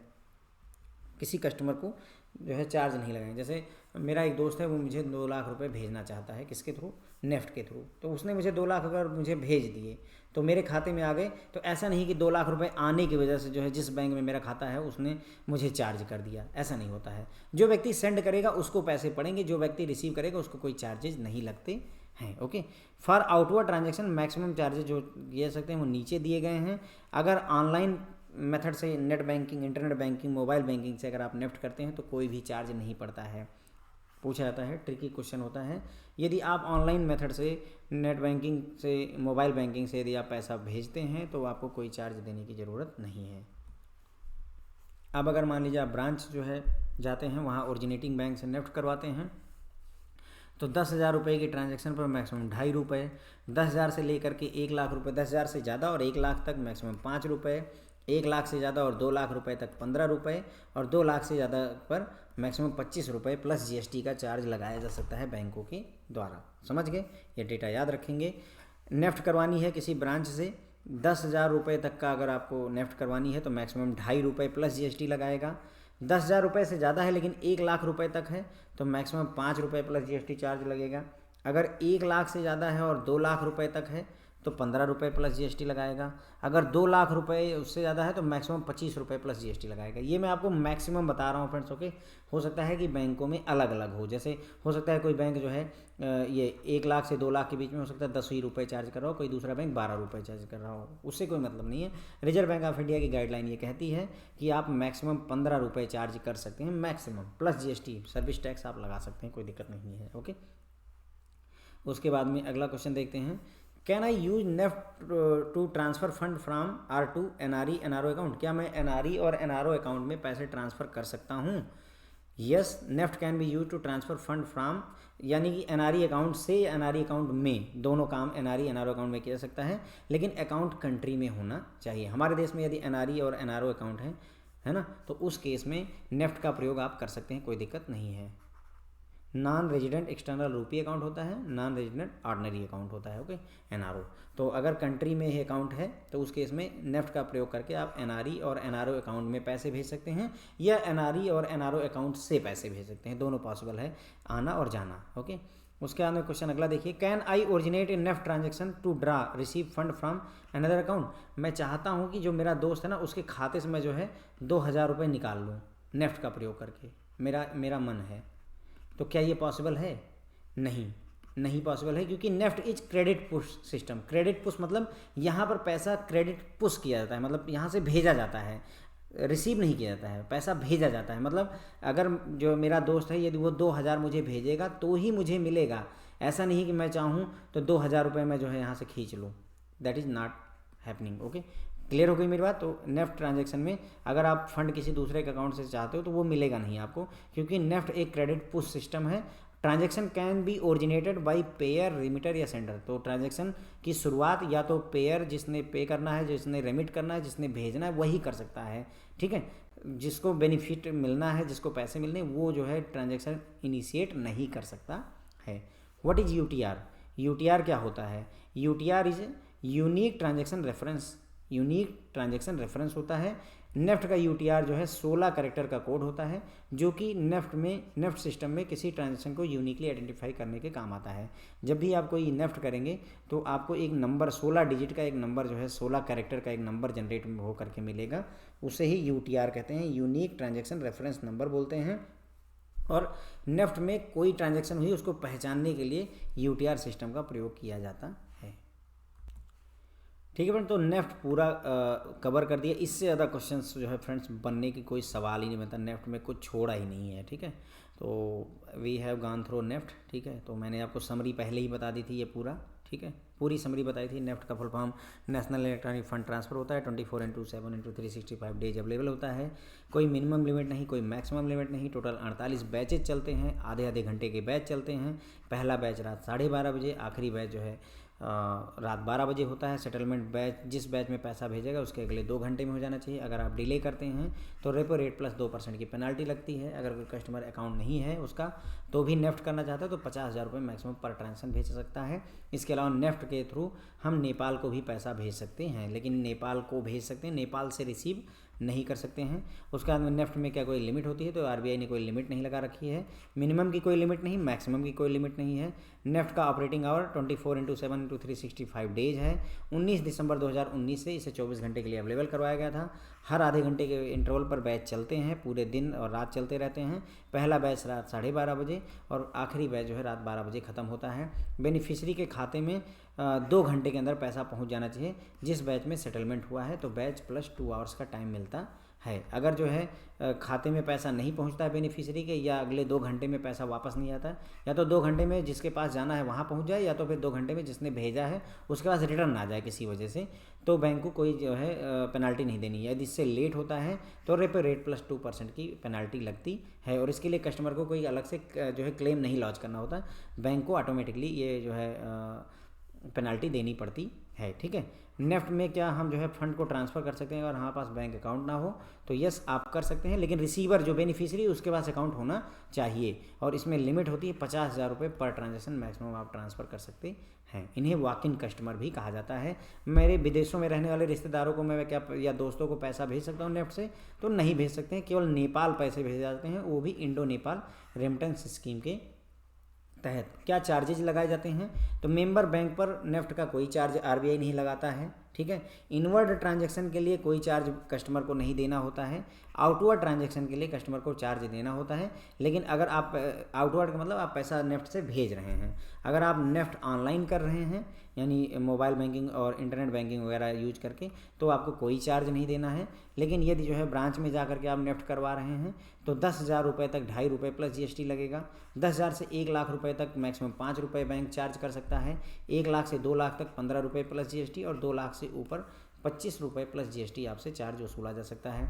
क्या मैं एनआरई अकाउंट से या एनआरओ अकाउंट से पैसा नेफ्ट कर सकता हूँ, या एनआरई अकाउंट एनआरओ अकाउंट में पैसा नेफ्ट करवा सकता हूँ किसी से? तो आप करवा सकते हैं, बशर्ते कि अकाउंट हमारे देश में होना चाहिए। नेफ्ट ट्रांजैक्शन मैं अपनी तरफ से ओरिजिनेट कर सकता हूँ? नहीं। ये नेफ्ट जो होता है क्रेडिट पुश सिस्टम होता है, और इसमें ट्रांजैक्शन ओरिजिनेट वही कर सकता है जो सेंडर है। जो रिसीवर है वो जो है अपना जो है ट्रांजैक्शन इनिशिएट नहीं कर सकता है। यूटीआर क्या होता है? किसी भी ट्रांजैक्शन को अगर नेफ्ट सिस्टम में यूनिकली पहचानना है, आइडेंटिफाई करना है, तो 16 कैरेक्टर का एक कोड होता है जिसे यूनिक ट्रांजैक्शन रेफरेंस कोड कहते हैं। ठीक है, तो ध्यान रखेंगे नेफ्ट का जो कोड होता है वो 16 कैरेक्टर होता है, और आरटीजीएस का 22 कैरेक्टर का होता है। यूटीआर का फुल फॉर्म पूछा जाता है यूनिक ट्रांजैक्शन रेफरेंस। ओके, मैंने अभी आपको बताया कि आप इंडो नेपाल फैसिलिटी के तहत जो है इंडिया से नेफ्ट के थ्रू पैसा नेपाल में भेज सकते हैं। तो थोड़ा सा डिटेल में चर्चा कर देना यहाँ पर आवश्यक हो जाएगा कि मैक्सिमम अमाउंट पर ट्रांजैक्शन 2 लाख रुपए हो गई है। पहले कम थी, 50,000 थी, अब 2 लाख रुपए हो गई है। उसके बाद में पहले साल भर में पर ईयर आप मैक्सिमम 12 टाइम्स जो है आप जो है पैसा इंडो नेपाल फैसिलिटी के तहत नेपाल भेज सकते थे, लेकिन अब ये लिमिट हट गई है। ध्यान दीजिए मेरी बात को। मैक्सिमम पर transaction Indo Nepal remittance facility के तहत एक व्यक्ति नेपाल में मैक्सिमम कितना रुपए भेज सकता है? तो पर ट्रांजैक्शन वो मैक्सिमम 2 लाख रुपए भेज सकता है। पूरे ईयर में कितनी बार भेज सकता है? तो अभी कोई लिमिट नहीं रही, कितनी भी बार भेजिए, 20 बार भेजिए, 25 बार भेजिए, हर दिन भेजते रहिए, कोई दिक्कत नहीं है। लेकिन पहले पूरे ईयर में 12 टाइम्स भेजा जा सकता था। लेकिन अभी क्या है कि जो वॉक इन कस्टमर हैं, वॉक इन कस्टमर किन्हें कहते हैं? जिनके पास अकाउंट नहीं है, हमारे ब्रांच में कोई अकाउंट नहीं है, फिर भी वो अगर नेपाल पैसा भेजना चाहते हैं तो उनके लिए अभी भी लिमिट है कि पर ट्रांजैक्शन मैक्सिमम वो 50,000 रुपये भेज सकते हैं, और पूरे साल में मैक्सिमम 12 ट्रांजैक्शन कर सकते हैं। ओके, लेकिन जो है ये उन्हीं के लिए है जो वॉक इन कस्टमर है, यानी कैश ला करके ब्रांच में जमा करेंगे और उसे भेजना है। क्योंकि अगर खाता होगा तो हम खाते से पैसे ट्रांसफ़र करते हैं, खाता है नहीं, इसीलिए तो वो वॉक इन कस्टमर है। If he has account then we will not call him walk in customer. Okay, तो ये बात क्लियर हो जाती है। तो अगर यानी यहाँ 2 तरीके के कस्टमर हो गए। एक कस्टमर हो गया वॉक इन कस्टमर जो आया और पैसे नगद लेकर आया और भेजना चाहता है। तो वॉक इन कस्टमर के केस में आप मैक्सिमम 50,000 एक ट्रांजैक्शन में भेजेंगे, और पूरे साल में ऐसा कस्टमर मैक्सिमम 12 बार जो है ट्रांजैक्शन कर सकता है। अगर कस्टमर का अकाउंट है तो वो एक बार में मैक्सिमम 2 लाख रुपए भेज सकता है, और पूरे साल में कोई लिमिट नहीं है कि कितनी बार वो पैसा भेज सकता है। क्लियर हो गई मेरी बात? उसके बाद में चार्जेस की बात करें तो 50,000 रुपये तक की ट्रांजैक्शन पे जो चार्जेज हैं, ओरिजिनेटिंग बैंक मैक्सिमम 5 रुपये लगा सकता है। स्टेट बैंक ऑफ इंडिया को 20 रुपये मिलते हैं। एसबीआई जो है इस 20 रुपये में से एनएसबीएल के साथ 10 रुपये जो है शेयर करता है। 10 रुपये अपने पास रखेगा, 10 रुपये एनएसबीएल को देगा। एनएसबीएल क्या है? नेपाल एसबीआई बैंक लिमिटेड है। एनएसबीएल क्या है? Nepal state bank limited. Okay, तो अगर 50,000 रुपये तक की नेफ्ट हो रही है नेपाल को, तो जिस ब्रांच ने ओरिजिनेट किया, जिस ब्रांच में मान लो ये जो है केनरा बैंक में कस्टमर आ गया हमारा, तो वो केनरा बैंक जो है उससे 5 रुपये लेगा, और उसके बाद में 20 रुपये स्टेट बैंक ऑफ इंडिया के पास जाएंगे, और स्टेट बैंक ऑफ इंडिया 10 रुपये अपने पास रखेगा। बाकी के 10 रुपये नेपाल एनएसबीएल के पास, नेपाल एसबीआई बैंक लिमिटेड के पास भेज देता है। ठीक है, NSBL would not charge any additional amount for crediting the beneficiary account if he maintains account with it. उसका पैसा एसबीआई से जा करके नेपाल एसबीआई बैंक लिमिटेड के पास जाएगा, और एनएसबीएल कोई भी चार्ज नहीं लगाएगा अगर बेनिफिशियरी जिसके खाते में पैसा गया है उसके पास अकाउंट, उसका अकाउंट एनएसबीएल के साथ अगर मेंटेन है तो कोई भी चार्ज नहीं लगेगा। अगर बेनिफिशियरी का कोई अकाउंट नहीं मेंटेन है एनएसबीएल के साथ, किसी और बैंक के साथ है, एनएसबीएल के साथ नहीं है, तो एडिशनल चार्जेस लगेंगे। वो क्या है? 5,000 रुपये तक के रेमिटेंस पर एनएसबीएल 50 रुपये वसूलेगा, 5,000 से ऊपर के लिए 75 रुपये वसूलेगा, और अगर जो है 50,000 रुपये से ऊपर की ट्रांजैक्शन है, देखिए पूरे ट्रांजैक्शन में बात हो रही है, जो मैंने इतने सारे चार्जेस फ्रेंड्स आपको बताए ये अप टू 50,000 बताए हैं। यदि 50,000 से ऊपर की ट्रांजैक्शन है तो स्टेट बैंक ऑफ इंडिया आज़ाद है, जैसा वो चार्ज चाहे वैसा लगा सकता है। केवल 50,000 रुपये तक की लिमिट पर स्टेट बैंक ऑफ इंडिया ने जो है लिमिटेशन लगा रखी है। ओके, क्लियर हो गई मेरी बात? ठीक है, तो ये हो गया फ्रेंड जो है इंडो नेपाल रेमिटेंस फैसिलिटी। इसी चीज़ को मैंने थोड़ा सा आप समराइज़ किया है। काम की बात, मैक्सिमम पर ट्रांजैक्शन 2 लाख रुपए, maximum transaction in a year कोई लिमिट नहीं है। अगर वॉक इन कस्टमर है और कैश लेकर आता है तो मैक्सिमम पर ट्रांजैक्शन 50,000 रुपये है, और मैक्सिमम नंबर ऑफ ट्रांजैक्शन पूरे साल में 12 होती हैं। ओके, उसके बाद आरटीजीएस आ जाएगा। तो ये हो गया फ्रेंड जो है हमारा इंडो नेपाल रेमिटेंस स्कीम के बारे में। ठीक है फ्रेंड, तो इंडो नेपाल जो है फैसिलिटी के बारे में हमने पूरी डिटेल में चर्चा की। मैंने आपको बताया कि मैक्सिमम पर ट्रांजैक्शन 2 लाख रुपए भेजे जा सकते हैं। पूरे साल में 12 की लिमिट थी पहले, लेकिन वो हटा दी गई है, तो कितने भी बार आप पैसा नेपाल भेज सकते हैं नेफ्ट फैसिलिटी का यूज करके। लेकिन अगर कस्टमर वॉक इन कस्टमर है, ऐसा कस्टमर जिसके पास अकाउंट नहीं है फिर भी वो नेपाल पैसे भेजना चाहता है, तो वो नगद लेकर आएगा, कैश लेकर आएगा, तो उसे वॉक इन कस्टमर बोलेंगे। तो इनके लिए लिमिटेशन अलग है। मैक्सिमम पर ट्रांजैक्शन वो 50,000 रुपये भेज सकता है और पूरे ईयर में मैक्सिमम 12 टाइम्स ऐसा वो कर सकता है, 12 टाइम्स से ज़्यादा नहीं कर सकता है। चार्जेस की बात करेंगे तो जो व्यक्ति इंडिया में है उसके लिए ये चार्जेस हैं। किसके लिए ये चार्जेस हैं? इंडिया के लिए। इंडिया में अगर कोई व्यक्ति है तो उसके लिए चार्जेस की मैं बात कर रहा हूँ। जिस बैंक में जाएगा, अगर 50,000 रुपये तक की जो है पैसा 50,000 रुपये तक वो नेपाल भेजता है, तो जो इस बैंक से भेजेगा, मान लीजिए HDFC से भेजता है, तो उसके 5 रुपये पर ट्रांजेक्शन मिलेंगे। स्टेट बैंक ऑफ इंडिया को 20 रुपये मिलेंगे, यानी कि टोटल 25 रुपये का मैक्सिमम चार्ज लगेगा। उस 25 रुपये में से 5 रुपये जिस ब्रांच से या जिस बैंक से आपने भेजा वो पाएगा। स्टेट बैंक ऑफ इंडिया को 10 रुपये मिलेंगे और 10 रुपये मिल जाते हैं किसको? नेपाल SBI बैंक लिमिटेड को मिल जाते हैं। ओके, तो टोटल 25 रुपये में से इस तरीके से डिस्ट्रीब्यूशन होता है। उसके बाद में एक बार पैसा पहुंच गया, इंडिया से पैसा गया, तो ये चार्जेस मैंने जो आपको बताया ये ख़त्म हो गए। अब एक बार वहाँ पैसा पहुंच गया और अगर जिसके खाते में पैसा गया है उसका खाता NSBL के साथ है, नेपाल SBI बैंक लिमिटेड के पास अगर उसका खाता है, तो उस केस में कोई भी एडिशनल चार्ज SBI वसूलेगा नहीं, NSBL कोई एडिशनल चार्ज वसूलेगा नहीं। लेकिन अगर मान लीजिए ऐसे व्यक्ति के पास अकाउंट ही नहीं, जिसके खाते में पैसा जाना उसका अकाउंट ही नहीं है तो दूसरे बैंक में है लेकिन NSBL के पास नहीं है, तो इसका मतलब NSBL के पास जाएगा, NSBL फर्दर उसको दूसरे बैंक में ट्रांसफ़र करेगा, तो उस केस में NSBL पैसे चार्ज वसूलता है। अब ये जो पैसा है ये नेपाल में है मौके पर। देखिए ये जो मैं चार्जेस की बात कर रहा हूँ ये नेपाल में मैं बात कर रहा हूँ। देखिए मैंने ये जो चार्जेस बताए ये इंडिया के बताए हैं, जो ये बताए 25 रुपये, ये जो मैं चार्जेस आपको बता रहा हूँ ये नेपाल में एक बार पैसा पहुँच गया है तो NSBL उस व्यक्ति से वसूल रहा है जिसको पैसे मिलने हैं। ओके, डाउट नहीं रखिए इस बात में। तो 5,000 रुपये तक का अगर पैसा आपने नेपाल में भेजा है तो नेपाली रुपये के हिसाब से 50 रुपये लगेंगे किसको? जो है उस बेनिफिशियरी को जिसके खाते में पैसा जाना है। और उसके बाद में 5,000 रुपये से अगर ऊपर का रेमिटेंस है तो 75 रुपये देना पड़ेगा। 5,000 रुपये तक है 50 रुपये लगेगा। 5,000 से ज़्यादा का रेमिटेंस है 75 रुपये लेगा NSBL, है ना, Nepal state bank of India limited. अगर 50,000 रुपये से ऊपर की ट्रांजैक्शन है तो उस केस में जो चार्ज हैं वो SBI खुद डिसाइड करेगा, RBI नहीं डिसाइड करता है। तो ये जितने भी चार्जेस बताए ये 50,000 रुपये तक की ट्रांजैक्शन के बताएगा। मान लीजिए कोई 2 लाख रुपए भेज देता है तो कितना चार्ज लगेगा उसके लिए SBI खुद डिसाइड करता है। This is not decided by reserve bank of India. Okay, summary के तौर पर अगर बात करें, एक जिस्ट के तौर पर अगर देखना चाहें तो मैक्सिमम पर ट्रांजैक्शन की लिमिट 2 लाख रुपए है। मैक्सिमम नंबर ऑफ ट्रांजैक्शन एक साल में कोई लिमिट नहीं है। अगर वॉक इन कस्टमर है और कैश लेकर आता है तो मैक्सिमम पर ट्रांजैक्शन लिमिट 50,000 रुपये है और मैक्सिमम नंबर ऑफ ट्रांजैक्शन एक साल में 12 कर सकता है। ओके, तो नेफ्ट हो गया। और नेफ्ट के बाद में हमने साथ ही साथ बात कर ली जो है इंडो नेपाल रेमिटेंस फैसिलिटी की। यहाँ आगे बढ़ेंगे और RTGS की बात करेंगे।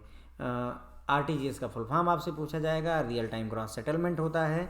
RTGS 24/7/365 है, यानी नेफ्ट भी 24 घंटे अवेलेबल है और RTGS भी 24 आवर्स अवेलेबल है। इसमें RTGS की जो मिनिमम लिमिट है 2 लाख रुपए है, मैक्सिमम की कोई लिमिट नहीं है। डिले होगा तो यहाँ पर भी रेपो प्लस 2% का ही पेनाल्टी लगती है, नेफ्ट में भी और RTGS में भी। थोड़ा रिलेटिव स्टडी करते हैं ताकि रिवीजन हो जाए। नेफ्ट भी 24 आवर अवेलेबल है, RTGS भी 24 आवर अवेलेबल है और नेफ्ट भी 24 आवर अवेलेबल है। मिनिमम 2 लाख रुपए है RTGS में, नेफ्ट में मिनिमम का कोई लिमिट नहीं है, नो लिमिट, है ना, और ना ही मैक्सिमम की कोई लिमिट है। यहाँ भी कोई मैक्सिमम कोई लिमिट, यहाँ भी कोई नहीं है। अगर डिले होता है तो यहाँ नेफ्ट में RTGS में भी रेपो प्लस 2% और नेफ्ट में भी रेपो प्लस 2% लगता है। ओके, RTGS की बात करें फुल फॉर्म की तो रियल टाइम ग्रॉस सेटलमेंट होता है। तो अब इसमें रियल टाइम क्या होता है, ग्रॉस क्या होता है, ये बात समझते हैं। RTGS can be explained as a system where there is a continuous and real time settlement. यहाँ पर क्या है कि कॉन्टिन्यूअस लगातार और रियल टाइम मतलब उसी समय पर मैंने जैसे यहाँ से जो है पत्थर फेंका और उसी समय पर ही विद इन सेकेंड वो दूसरी जगह जा गिरा, तो ये रियल टाइम का काम हो गया, ठीक है। और मैंने जो है एक पतंग उड़ाई और वो कट गई और धीरे धीरे गिरते काफ़ी देर बाद गिरी, तो वो रियल टाइम नहीं है। ओके, तो रियल टाइम मतलब तुरंत ही इंस्टेंटली हैपनिंग होनी चाहिए। ओके, तो RTGS जो है एक ऐसा सिस्टम होता है जहाँ पर लगातार और रियल टाइम बेसिस पर सेटलमेंट होता है फंड का।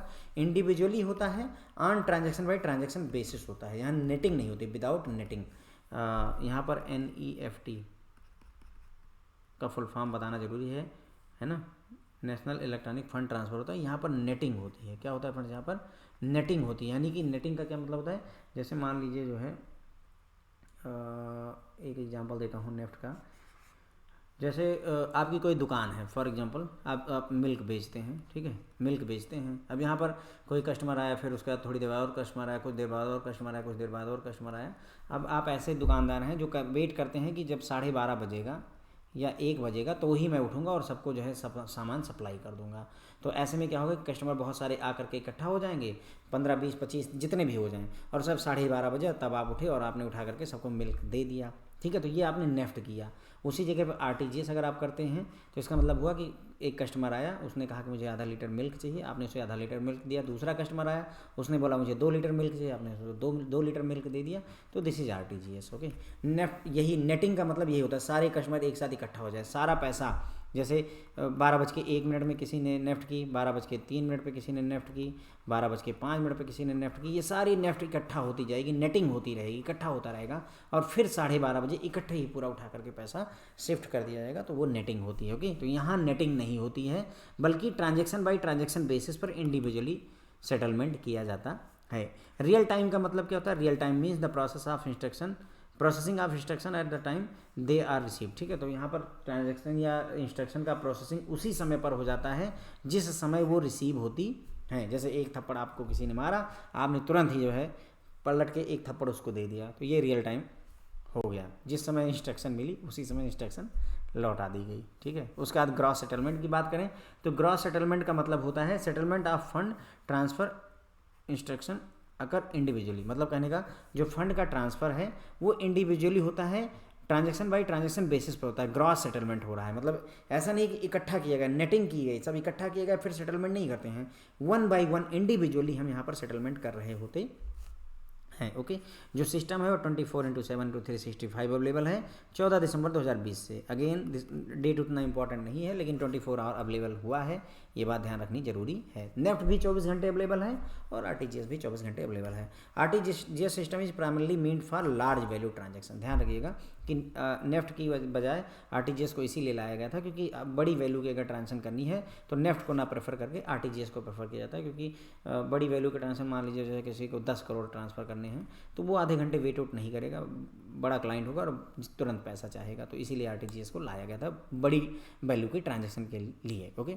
उसके बाद में यहाँ पर मिनिमम अमाउंट जो RTGS के होनी चाहिए वो 2 लाख रुपए, और मैक्सिमम कोई अपर सीलिंग या कोई मैक्सिमम की लिमिट नहीं है। तो मिनिमम अमाउंट RTGS में 2 लाख रुपए है, खूब पूछा जाता है, खूब पूछा जाता है 2 लाख रुपए, ठीक है। मैक्सिमम की कोई लिमिट नहीं है। जैसे नेफ्ट आपका क्रेडिट पुश सिस्टम था, वैसे ही RTGS भी क्रेडिट पुश सिस्टम है। इसका मतलब मैं किसी के खाते से पैसा खुद RTGS नहीं कर सकता, जब वो व्यक्ति चाहेगा, जब सेंडर चाहेगा तभी ट्रांजैक्शन शुरू हो पाएगी, ओरिजिनेट हो पाएगी। रिसीवर के बस का कुछ नहीं होता है, रिसीवर को बस वेट करना होता है और ये देखना होता है कि पैसा मिल जाए, ओके। अब अगर मान लो जो है 1 घंटे के अंदर में पैसा विदिन 1 आवर जो है पहुंच जाना चाहिए नॉर्मली।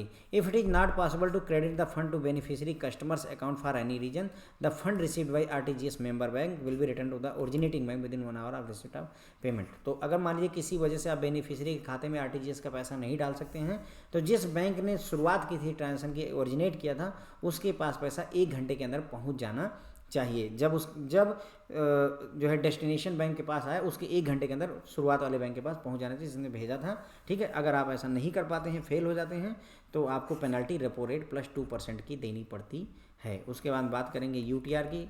मैंने आपको नेफ्ट में भी UTR बताया था, यूनिक ट्रांजेक्शन रेफरेंस होता है, यूनिकली आइडेंटिफाई करता है RTGS सिस्टम में किसी पर्टिकुलर ट्रांजेक्शन को अगर आपको पहचानना है तो आपके पास RTGS का UTR नंबर होना चाहिए, और ये 22 कैरेक्टर का होता है। नेफ्ट का 16 कैरेक्टर का होता है और RTGS का 22 कैरेक्टर का होता है, ओके। उसके बाद में एक और छोटी सी बात यहीं पर कर लेंगे, legal entity identifier LEI। Legal entity identifier एक 20 डिजिट का नंबर होता है जो कि फाइनेंशियल ट्रांजेक्शन को अगर वर्ल्ड वाइड लेवल पर पहचानना है तो उस केस में LEI की ज़रूरत होती है। जैसे RTGS की ट्रांजेक्शन को पहचानने के लिए UTR पर्याप्त है 22 डिजिट का, उसी तरीके से अगर जो है फाइनेंशियल ट्रांजेक्शन को वर्ल्ड वाइड पूरी दुनिया में कोई फाइनेंशियल ट्रांजेक्शन को पहचानना है तो उसके लिए LEI नंबर होता है, लीगल एंटिटी आइडेंटिफाई नंबर होता है, ये 20 डिजिट का होता है। 2-3 चीज़ें ध्यान रखें। पहला, LEI का full form legal entity identifier होता है। दूसरा, कितने डिजिट का होता है, 20 डिजिट का होता है। तीसरा, क्या पर्पज़ है इसका, इंटरनेशनल लेवल पर अगर किसी ट्रांजेक्शन को पहचानना है तो LEI की ज़रूरत पड़ेगी। और LEI सभी ट्रांजेक्शन में नहीं होता है। LEI जो है ऑल सिंगल पेमेंट ट्रांजेक्शन आप 50 करोड़ एंड अबव के लिए, 50 करोड़ या उससे ऊपर की ट्रांजेक्शन है, नेफ्ट या RTGS के थ्रू हो रही है तो उस केस में लीगल एंटिटी आइडेंटिफायर की ज़रूरत होती है। यानी LEI का रोल 50 करोड़ या उससे ऊपर की सिंगल ट्रांजेक्शन में होता है। RTGS क्या करता है फ्रेंड्स, आपका सिस्टमिक रिस्क और सेटलमेंट रिस्क को रिड्यूस कर देता है। तो RTGS कौन कौन से रिस्क रिड्यूस करता है पूछा जाता है, इसलिए ध्यान रखेंगे। सिस्टमिक रिस्क को और सेटलमेंट रिस्क को। कौन कौन से रिस्क, सिस्टमिक रिस्क और सेटलमेंट रिस्क। जो रिस्क है फ्रेंड्स वो पूरा पढ़ेंगे, हर तरीके के रिस्क के बारे में एक पूरा लेक्चर होगा, लेकिन अब चर्चा हुई है तो इसलिए यहाँ पर ये जान लेना जरूरी है कि सिस्टमिक रिस्क क्या होता है और सेटलमेंट रिस्क क्या होता है, क्योंकि इन्हीं दोनों को RTGS रिड्यूस करता है। सिस्टमिक रिस्क का मतलब होता है कि अगर एक बैंक या एक कंपनी के फेल होने से बहुत सारी कंपनियां लगातार फेल हो जाएं, पूरा का पूरा देश का बैंकिंग सिस्टम ही ठप हो जाए, तो वही सिस्टमिक रिस्क होता है। ओके, अगर एक कंपनी के जो है कमज़ोर पड़ जाने से ट्रिगर कर दे कि जो है कोलैप्स कर जाए पूरी पूरी इंडस्ट्री या पूरी पूरी इकोनॉमी, पूरा पूरा बैंकिंग सिस्टम, तो उसे ही सिस्टमिक रिस्क कहते हैं। ओके, सिस्टमिक रिस्क का मतलब ये हुआ कि पूरा पूरा बैंकिंग सिस्टम ही क्रैश कर जाए। एक बैंक, जैसे एक बैंक दिवालिया हुआ, फिर उसकी वजह से दूसरा हुआ, तीसरा हुआ, चौथा हुआ, होते गए सब एक दूसरे की वजह से, और पूरी बैंकिंग इंडस्ट्री ही खराब हो गई, तो सिस्टमिक रिस्क हो जाएगा। सेटलमेंट रिस्क का मतलब होता है, settlement risk is a risk that arises when payments are not exchange simultaneously. जब पेमेंट्स को साइमल्टेनियसली नहीं जो है एक्सचेंज किया जाता है तो उसे सेटलमेंट रिस्क कहते हैं। जैसे आपने कोई ज़मीन खरीदी, ठीक है, और उसको 6 लाख रुपए दे दिए, ठीक है। अब उस ज़रूरी ये है कि जब आप इधर आप उसको 6 लाख दें, उधर वो आपको ज़मीन आपके नाम कर दे। ओके, अगर ये साइमल्टेनियसली ना हो, आप सोचिए कि आपने 6 लाख रुपए उसके खाते में डाल दिए, उसने कहा कि मैं आपको ज़मीन लिख दूंगा, लेकिन उसने ज़मीन आपको कभी लिखी नहीं, सेटलमेंट रिस्क की प्रॉब्लम आ गई। दूसरा केस भी है कि आपने अपने नाम ज़मीन लिखवा ली लेकिन कभी उसको 6 लाख भेजे ही नहीं, तो भी सेटलमेंट रिस्क है। तो ये इन प्रॉब्लम्स को सॉल्व करने में जो है RTGS मदद करता है, सेटलमेंट रिस्क को रिड्यूस करता है। ओके, तो जब भी पेमेंट्स जो है साइमल्टेनियसली नहीं एक्सचेंज होती हैं तो सेटलमेंट रिस्क अराइज होता है। अब बात करेंगे चार्जेस की। RTGS के लिए चार्जेस, अगर इनवर्ड RTGS है यानी कि RTGS में जो पैसा रिसीव होता है उसके लिए कोई चार्जेस नहीं है। आउटवर्ड RTGS के चार्जेस होते हैं। चूँकि मिनिमम 2 लाख है तो इसीलिए 2 लाख से 5 लाख की बात हो रही है। हम क्यों नहीं 10,000 तक बात कर रहे हैं, क्योंकि भाई RTGS की शुरुआत ही 2 लाख से होती है, इसलिए 2 लाख से लेकर 5 लाख रुपए तक यदि आप भेजते हैं तो 25 रुपये प्लस GST मैक्सिमम कोई बैंक चार्ज कर सकता है। अगर 5 लाख से ज़्यादा आप भेजेंगे तो 50 रुपये प्लस GST आपसे कोई बैंक मैक्सिमम ले सकता है। ओके, तो आउटवर्ड RTGS में आप समझ गए चार्जेस कितने हैं।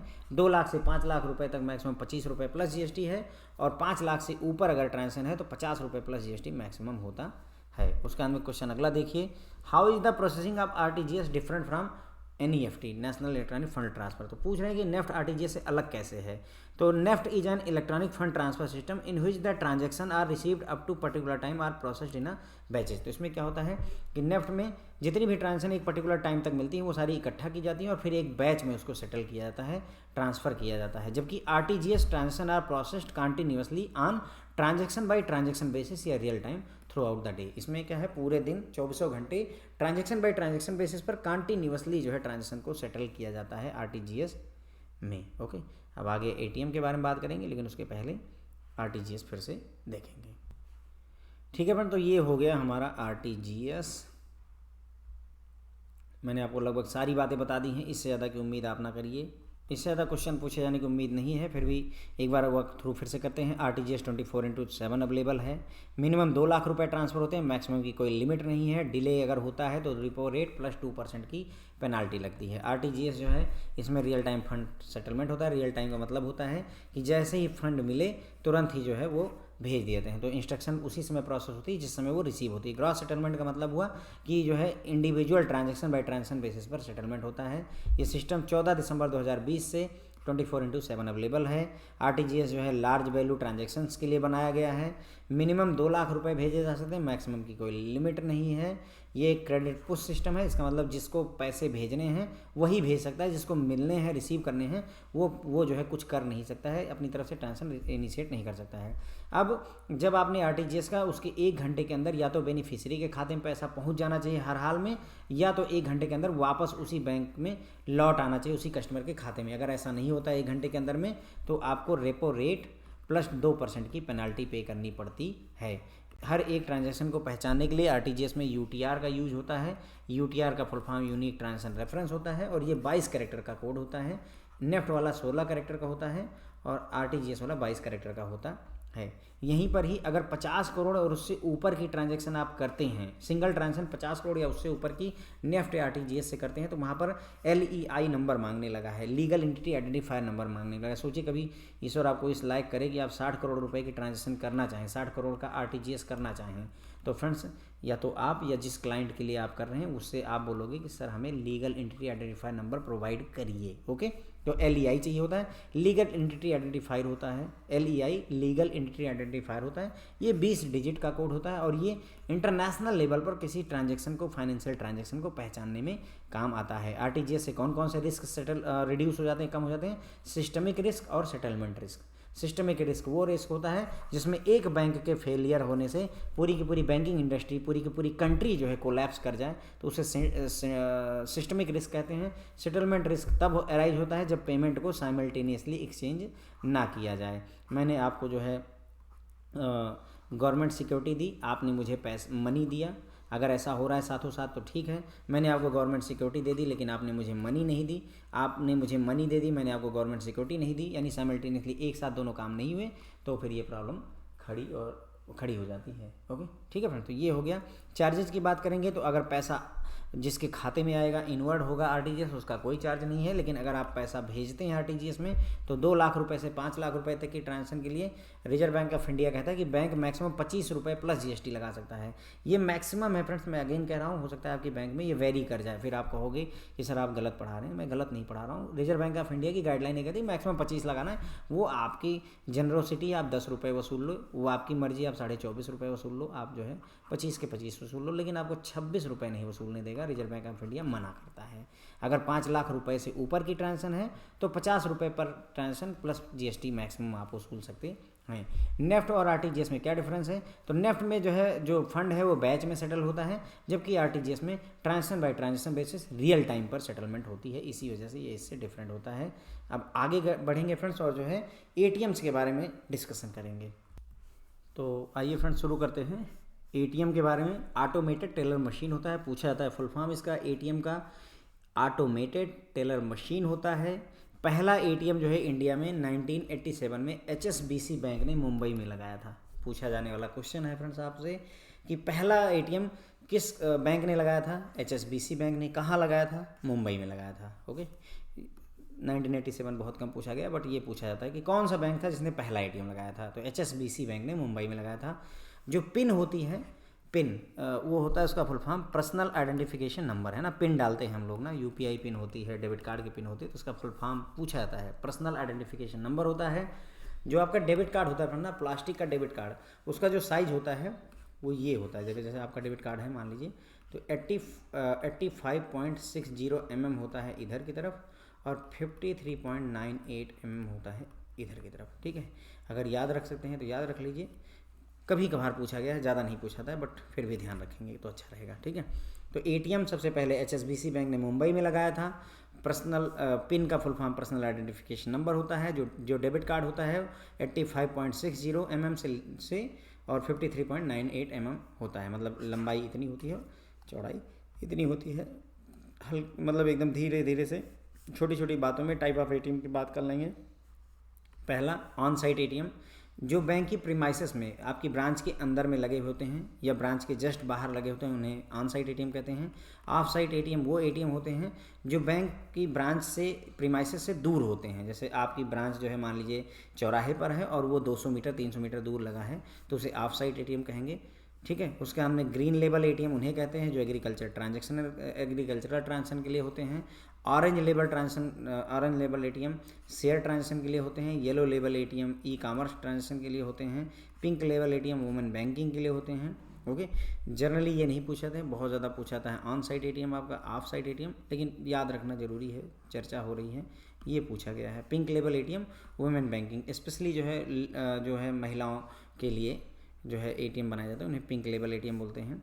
वाइट लेबल एटीएम क्या होता है फ्रेंड? ऐसे एटीएम जो ओन्ड और ऑपरेटेड बाई कारपोरेट्स होते हैं, जिनकी ओनरशिप और ऑपरेशन सारी जिम्मेदारी कारपोरेट की होती है। ATM setup owned and operated by non banks are called WLA, white label ATM. ठीक है, तो ऐसा एटीएम जिसको सेटअप किया जाता है, जिसकी ओनरशिप और जो ऑपरेट किया जाता है नॉन बैंक्स के द्वारा, बैंकों के द्वारा नहीं किया जाता, उन्हें वाइट लेबल एटीएम कहते हैं। फिर है brown label ATM. Brown label ATM वो होता है owned by bank but its operation and maintenance is outsource to third party या कारपोरेट। ठीक है, तो ब्राउन लेबल एटीएम क्या होता है? ऐसा एटीएम जिसमें ओनरशिप तो बैंक की है लेकिन बाकी सारे काम जो है थर्ड पार्टी या कारपोरेट देखते हैं। वाइट लेबल एटीएम में क्या है? सब कुछ बाहर, सब कुछ, यानी ब्राउन लेबल में बैंक की ओनरशिप हो गई और जो है वाइट लेबल में यही ओनरशिप अगर हटा दीजिए ब्राउन लेबल में से, तो वो वाइट लेबल एटीएम हो जाता है। वाइट लेबल एटीएम में ओनरशिप और ऑपरेशन सब कुछ कारपोरेट का होता है, लेकिन जो ब्राउन लेबल एटीएम होता है उसमें ओनरशिप बैंक की होती है और ऑपरेशन का काम कारपोरेट्स देखते हैं। ओके, तो ये डिफरेंट टाइप के बैंक्स हो गए हमारे फ्रेंड। देखिए ऑटोमेटेड टेलर मशीन में, तो ऑन साइट एटीएम ऐसा जो बैंक की ब्रांच में या ब्रांच के जस्ट बाहर हो। ऑफ साइड एटीएम जो ब्रांच से दूर हो। Green label ATM agriculture, green revolution आया था उसी से ले लीजिए, एग्रीकल्चर से रिलेटेड है। ऑरेंज लेबल जो है शेयर ट्रांजैक्शन के लिए, yellow label e commerce transaction के लिए, पिंक लेबल वुमेन बैंकिंग के लिए। वाइट लेबल ऐसे होते हैं जिनकी ओनरशिप और प्लस ऑपरेशन है ना, ओनरशिप और ऑपरेशन दोनों कारपोरेट्स देखते हैं। ब्राउन लेबल वो होते हैं जिसमें ओनरशिप बैंक की होती है और ऑपरेशन का काम कारपोरेट करते हैं, वो ब्राउन लेबल एटीएम। कारपोरेट का मतलब थर्ड पार्टी भी कह सकते हैं, कोई दिक्कत नहीं है। उसके बाद में बात करेंगे इशूअर बैंक और एक्वायरिंग बैंक, ये दो टर्म हैं। इशूअर बैंक का मतलब होता है जैसे ये डेबिट कार्ड है, अगर ये डेबिट कार्ड है मान लीजिए बैंक ऑफ बड़ौदा का, ठीक है, तो बैंक ऑफ बड़ौदा का जो डेबिट कार्ड है तो इसका मतलब इशूअर बैंक वो हो गया which issue debit card to customer. अब चूंकि ये debit card bank of Baroda ने इशू किया है तो यहाँ पर इशूअर बैंक कौन सा हो गया? Bank of Baroda. जिस बैंक ने डेबिट कार्ड इशू किया है उसे इशूअर बैंक कहते हैं। एक्वायरिंग बैंक वो बैंक होता है, मान लीजिए कस्टमर है बैंक ऑफ बड़ौदा का डेबिट कार्ड लेकर के, जरूरी नहीं है कि बैंक ऑफ बड़ौदा की एटीएम मशीन पर जाए, हो सकता है कि वो HDFC की मशीन पर चला जाए या ICICI की एटीएम पर चला जाए। तो ऐसे में अगर दूसरे की मशीन यूज कर ली, डेबिट कार्ड दूसरे का और एटीएम मशीन जिसकी यूज कर लेगा, तो जिसकी एटीएम मशीन यूज होती है विड्रॉल के लिए उसे एक्वायरिंग बैंक कह देते हैं। क्लियर हो गई मेरी बात? इशूअर बैंक किसे कहेंगे? जिसने डेबिट कार्ड दिया है आपको, डेबिट कार्ड जिसने कस्टमर को दिया वो इशूअर बैंक हो गया। और एक्वायरिंग बैंक वो बैंक होता है जब कस्टमर अपने खुद के बैंक की एटीएम मशीन ना यूज करके दूसरे बैंक की एटीएम मशीन यूज करेगा, तो जिस बैंक की एटीएम मशीन वो यूज कर रहा है उस बैंक को ही एक्वायरिंग बैंक कह देते। अब ये काम आएगा आपको, दो तरीके की ट्रांजेक्शन होती है, ऑन अस ट्रांजेक्शन और of us transaction. Friends, on us transaction उन्हें कहते हैं जब इशूअर और एक्वायरिंग बैंक दोनों सेम हो। इशूअर और एक्वायरिंग बैंक दोनों सेम है तो ऑन अस ट्रांजेक्शन, और इशूअर और एक्वायरिंग बैंक डिफरेंट है तो ऑफ अस ट्रांजेक्शन होती है। इसीलिए मैंने आपको इशूअर और एक्वायरिंग बैंक दोनों समझाया था। देखिए जैसे बैंक ऑफ बड़ौदा का डेबिट कार्ड है आपका, डेबिट कार्ड, और बैंक ऑफ बड़ौदा का एटीएम मशीन अगर यूज कर लीजिए, बैंक ऑफ बड़ौदा का ही डेबिट कार्ड है और बैंक ऑफ बड़ौदा की एटीएम मशीन है, तो ये ट्रांजैक्शन ऑन अस ट्रांजैक्शन कहलाएगी। कैसी? On us. क्यों? क्योंकि यहाँ पर इशूअर जिसने डेबिट कार्ड दिया है और एक्वायरिंग जिसकी एटीएम मशीन यूज हो रही है, वो दोनों सेम है, दोनों बैंक ऑफ बड़ौदा हैं, तो ऐसी ट्रांजैक्शन ऑन अस ट्रांजैक्शन कहलाती है। और अगर इशूअर अलग है, डेबिट कार्ड जो है जो आपके पास है वो बैंक ऑफ बड़ौदा का है, लेकिन जो एटीएम मशीन है आपके पास में वो HDFC की है, ये यानी इशूअर अलग हो गया और एक्वायरिंग बैंक अलग हो गया, तो ऐसी ट्रांजैक्शन को ऑफ अस ट्रांजैक्शन कहते हैं। क्या होता है? Of us transaction. यानी ऑन अस मतलब हमारे पास रह गई, ऑफ हमारे से दूर चली गई, यानी कि यहाँ फ़ायदा HDFC को हो गया। ओके, क्लियर हो गई? ऑन अस ट्रांजैक्शन जब इशूअर बैंक और एक्वायरिंग बैंक दोनों सेम हैं तो ऑन अस ट्रांजैक्शन, अगर दोनों डिफरेंट है तो ऑफ अस ट्रांजैक्शन होता है। दो तरीके के डिक्लाइन होते हैं, कई बार पूछ लेते हैं आपको कंफ्यूज करने के लिए। Business decline, these are refusal by system to transact due to wrongful based on customer behaviour. अगर कस्टमर की गलती से डिक्लाइन होता है तो बिजनेस डिक्लाइन कहेंगे। अगर कस्टमर की गलती नहीं है, सिस्टम में कुछ फॉल्ट है, तो उसे टेक्निकल डिक्लाइन कहेंगे। सिंपल लैंग्वेज में आप समझिए। अगर कस्टमर के व्यवहार की वजह से उसने गलत अकाउंट नंबर सेलेक्ट कर लिया, उसने गलत पिन नंबर डाल दिया, उसने जो 10,000 खाते में थे 15,000 निकालने की कोशिश की, उसकी जो डेबिट कार्ड की लिमिट है 25,000 रुपये है, उसने 75,000 रुपये निकालने की कोशिश की, एक्सीड विड्रॉल लिमिट कर दिया, तो ऐसे सारे केसेस में कस्टमर की गलती है। तो ऐसे डिक्लाइन को बिजनेस डिक्लाइन कहते हैं। टेक्निकल डिक्लाइन वो होता है जब जो है हार्डवेयर में या सॉफ्टवेयर में कुछ प्रॉब्लम आ जाए, या इंटरनेट बैठ जाए, नेटवर्क कम्युनिकेशन में कुछ प्रॉब्लम हो जाए, तो उसे टेक्निकल डिक्लाइन कहते हैं। क्लियर हो गई मेरी बात? बिजनेस डिक्लाइन कस्टमर की गलती है और अपने मतलब बैंक की गलती है, तो टेक्निकल डिक्लाइन कह देंगे एक तरीके से। ओके।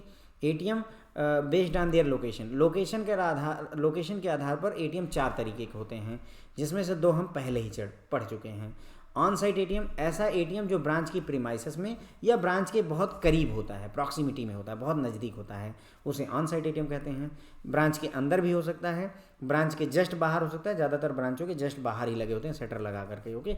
ऑफ साइट एटीएम वो होते हैं जो ब्रांच से दूर होते हैं, जैसे शॉपिंग मॉल हो गए, रेलवे स्टेशन हो गया, एयरपोर्ट हो गया, पेट्रोल पंप वगैरह हो गए, वहाँ पर लगाया जाता है, उन्हें ऑफ साइट एटीएम कहते हैं। ऐसे एटीएम जो ब्रांच से बहुत दूर हों या थोड़ी दूर हों, दूरी से मतलब नहीं, ब्रांच से दूर हों, बस कुल मिला करके।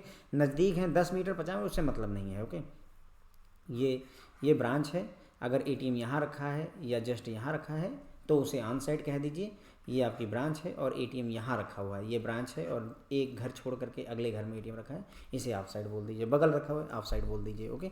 ऑन साइट नहीं रह जाएगा। वर्क साइट एटीएम किन्हें कहते हैं?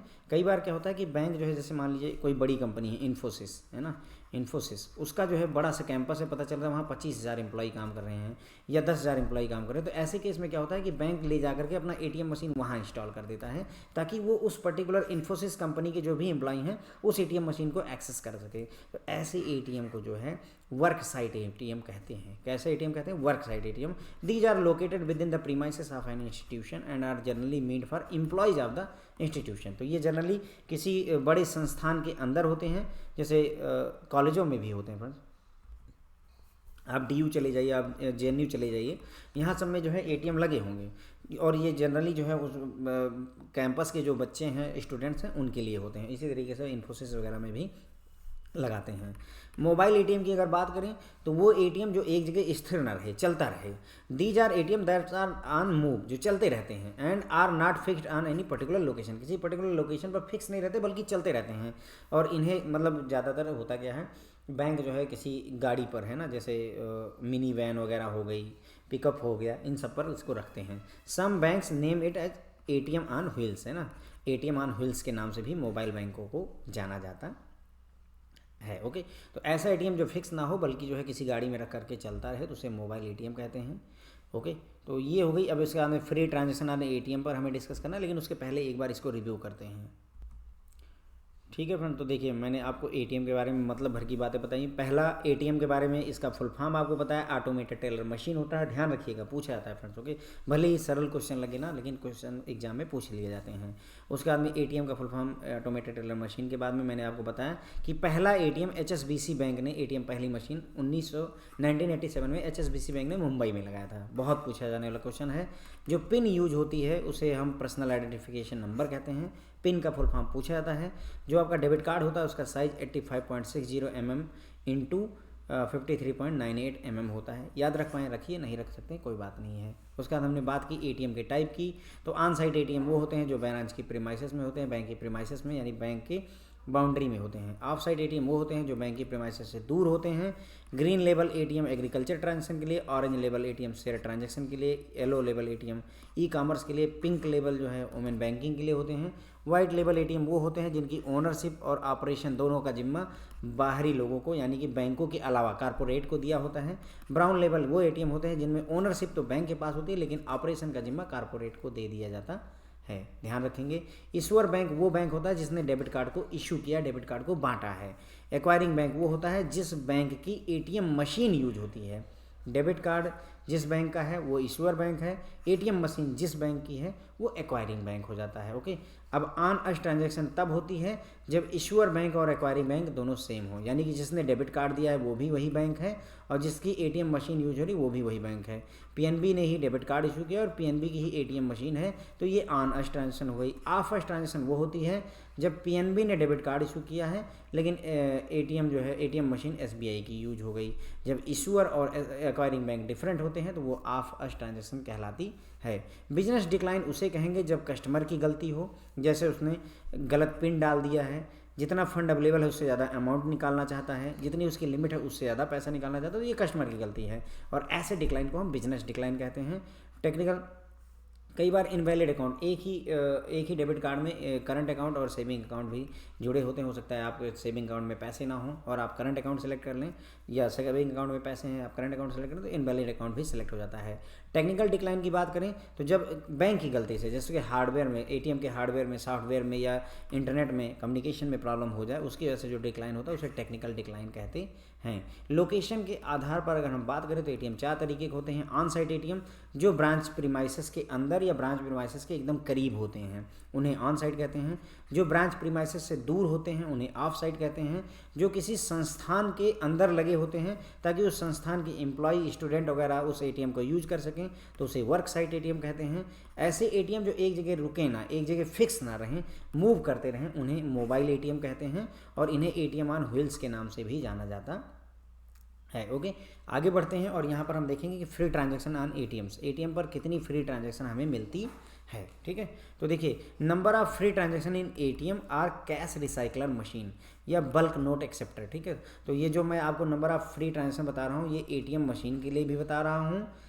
कैश रिसाइकलर मशीन, ऐसी मशीन जिसमें कैश को रिसाइकल किया जाता है। रिसाइकल मतलब एक बार निकला कैश और फिर दोबारा डाल दिया गया। बल्क नोट एक्सेप्टर मतलब एक साथ ढेर सारे नोट एक्सेप्ट करने वाली मशीन, तो कई जगहों पर बल्क नोट एक्सेप्टर कहते हैं, कई जगहों पर कैश रिसाइकलर मशीन के नाम से भी जाना जाता है। बस ध्यान रखिएगा कि कैश रिसाइकलर में कैश विड्रॉल को ही कंसिडर किया जाता है। जो नंबर ऑफ फ्री ट्रांजैक्शन मैं बता रहा हूँ यहाँ पर क्या है, रिसाइकलर हो गया या बीएनए जो मशीन होती है फ्रेंड्स, वो कैश विड्रॉ भी करती है और कैश डिपॉजिट भी अलाउ करती है, यानी कि इस मशीन में आप पैसा जमा भी कर सकते हैं और निकाल भी सकते हैं। तो नंबर ऑफ फ्री ट्रांजैक्शन में केवल विड्रॉल को काउंट करना है, मेरी बात समझिए। जैसे रिसाइकलर मशीन पर मैं गया, मैंने 3 बार डिपॉजिट किया और 4 बार जो है विड्रॉ किया, तो जो डिपॉजिट किया ना उसको आप भूल जाओ। यहाँ पर जो मैं गाइडलाइन आपको बता रहा हूँ वो बस विड्रॉल देखना है। तुमने जो डिपॉजिट किया वो हमारा कंसर्न यहाँ पर नहीं है। डिपॉजिट पर कोई गाइडलाइन आरबीआई की नहीं है, जमा करते रहो, कोई दिक्कत नहीं है। लेकिन फ्री ट्रांजैक्शन को लेकर के आरबीआई की जो गाइडलाइन है उसके बारे में हम बात करेंगे। तो फ्रेंड देखिए 2 तरीके की सिचुएशन होगी। बैंक का खुद का एटीएम है, यानी जिसका डेबिट कार्ड है उसी का खुद का एटीएम है, या दूसरे बैंक का एटीएम है। तो उस केस में क्या होगा, अगर बैंक का खुद का एटीएम है और तो उस केस में देश के किसी भी शहर में अगर आप चाहें तो 5 फ्री ट्रांजैक्शन आपको मिलेंगी।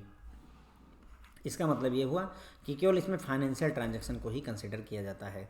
अगर बैंक का खुद का एटीएम मशीन है तो आपको किसी भी शहर में, इंडिया के किसी भी शहर में आपको 5 ट्रांजैक्शन फ्री मिलती हैं।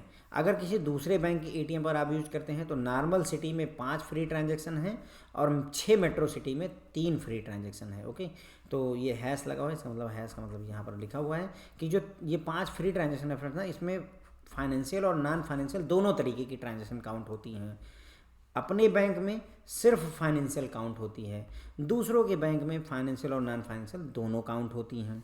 क्लियर हो गई मेरी बात? ठीक है, अपने खुद के बैंक के एटीएम पर 5 फ्री ट्रांजैक्शन मिलती हैं, दूसरे बैंक के एटीएम पर 5 फ्री तब मिलेंगे जब आप नॉर्मल सिटी में हैं, यानी 6 मेट्रो सिटी में नहीं हैं, और 3 फ्री मिलेंगी अगर आप 6 मेट्रो सिटीज़ में हैं।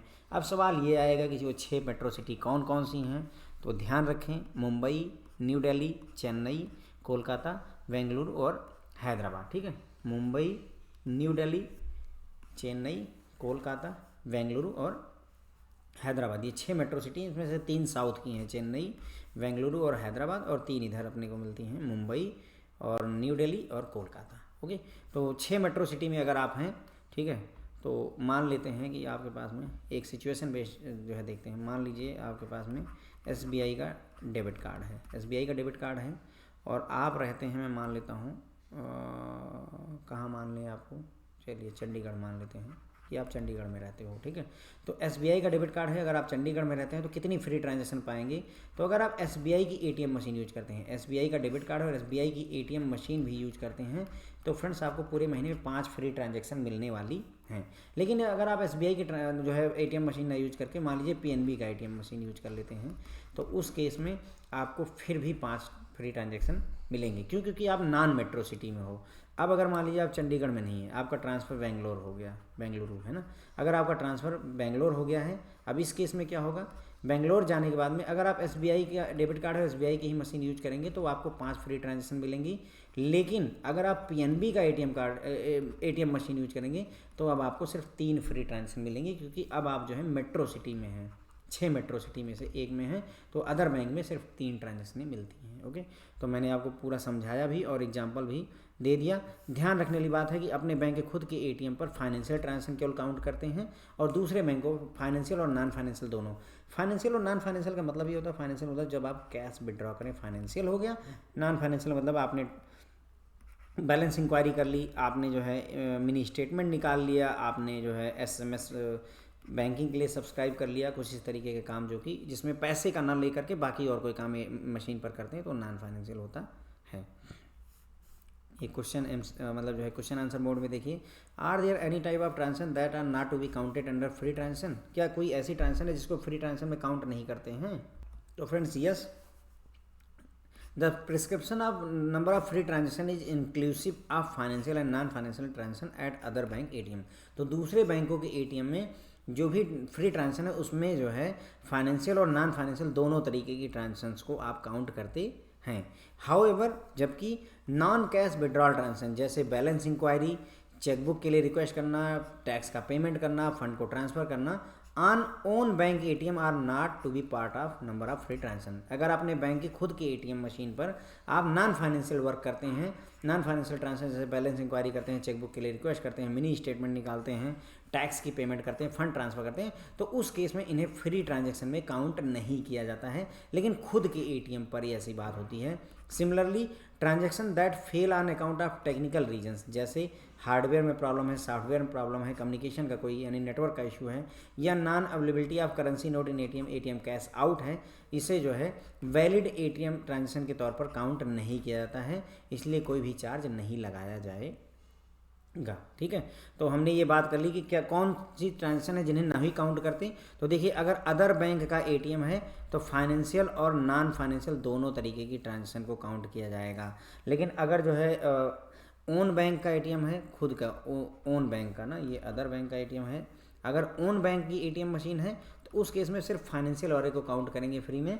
जैसे नॉन फाइनेंशियल के जितने भी हैं, जैसे चेकबुक की रिक्वेस्ट करना, ये सारी चीज़ों को हम काउंट नहीं करते हैं। उसके बाद में इसी तरीके से अगर हम बात करें कि अगर बैंक की गलती की वजह से है ना, टेक्निकल फेल है ना, जैसे हमने देखा ना, बिजनेस फेलियर कस्टमर की गलती और टेक्निकल फेलियर बैंक की गलती। तो अगर टेक्निकल फेलियर हो गई है बैंक की गलती की वजह से कि बैंक का हार्डवेयर ख़राब हो गया, सॉफ्टवेयर ख़राब हो गया, नेटवर्क चला गया, आपने ट्रांजेक्शन करने की कोशिश की, नेटवर्क चला गया, तो ऐसी ट्रांजेक्शन्स को एक वैलिड ट्रांजेक्शन नहीं माना जाएगा। आप ATM पर गए, वहाँ पर कैश अवेलेबल नहीं था, आपने एक ट्रांजेक्शन कर ली लेकिन कैश ही नहीं है, तो ऐसी ट्रांजेक्शन को जो है वैलिड ट्रांजेक्शन नहीं माना जाता है और उसे फ्री ट्रांजेक्शन में काउंट नहीं किया जाएगा। ऐसा नहीं कि मतलब मैं 2 जगहों पर गया और दोनों जगहों पर कैश था ही नहीं ATM मशीन में, अब तुमने 2 ट्रांजेक्शन मेरी ये गिन ली तो 3 ही ट्रांजेक्शन तो बची, जबकि पैसे मिले नहीं, तो ऐसी ट्रांजेक्शन वैलिड ट्रांजेक्शन नहीं होती हैं।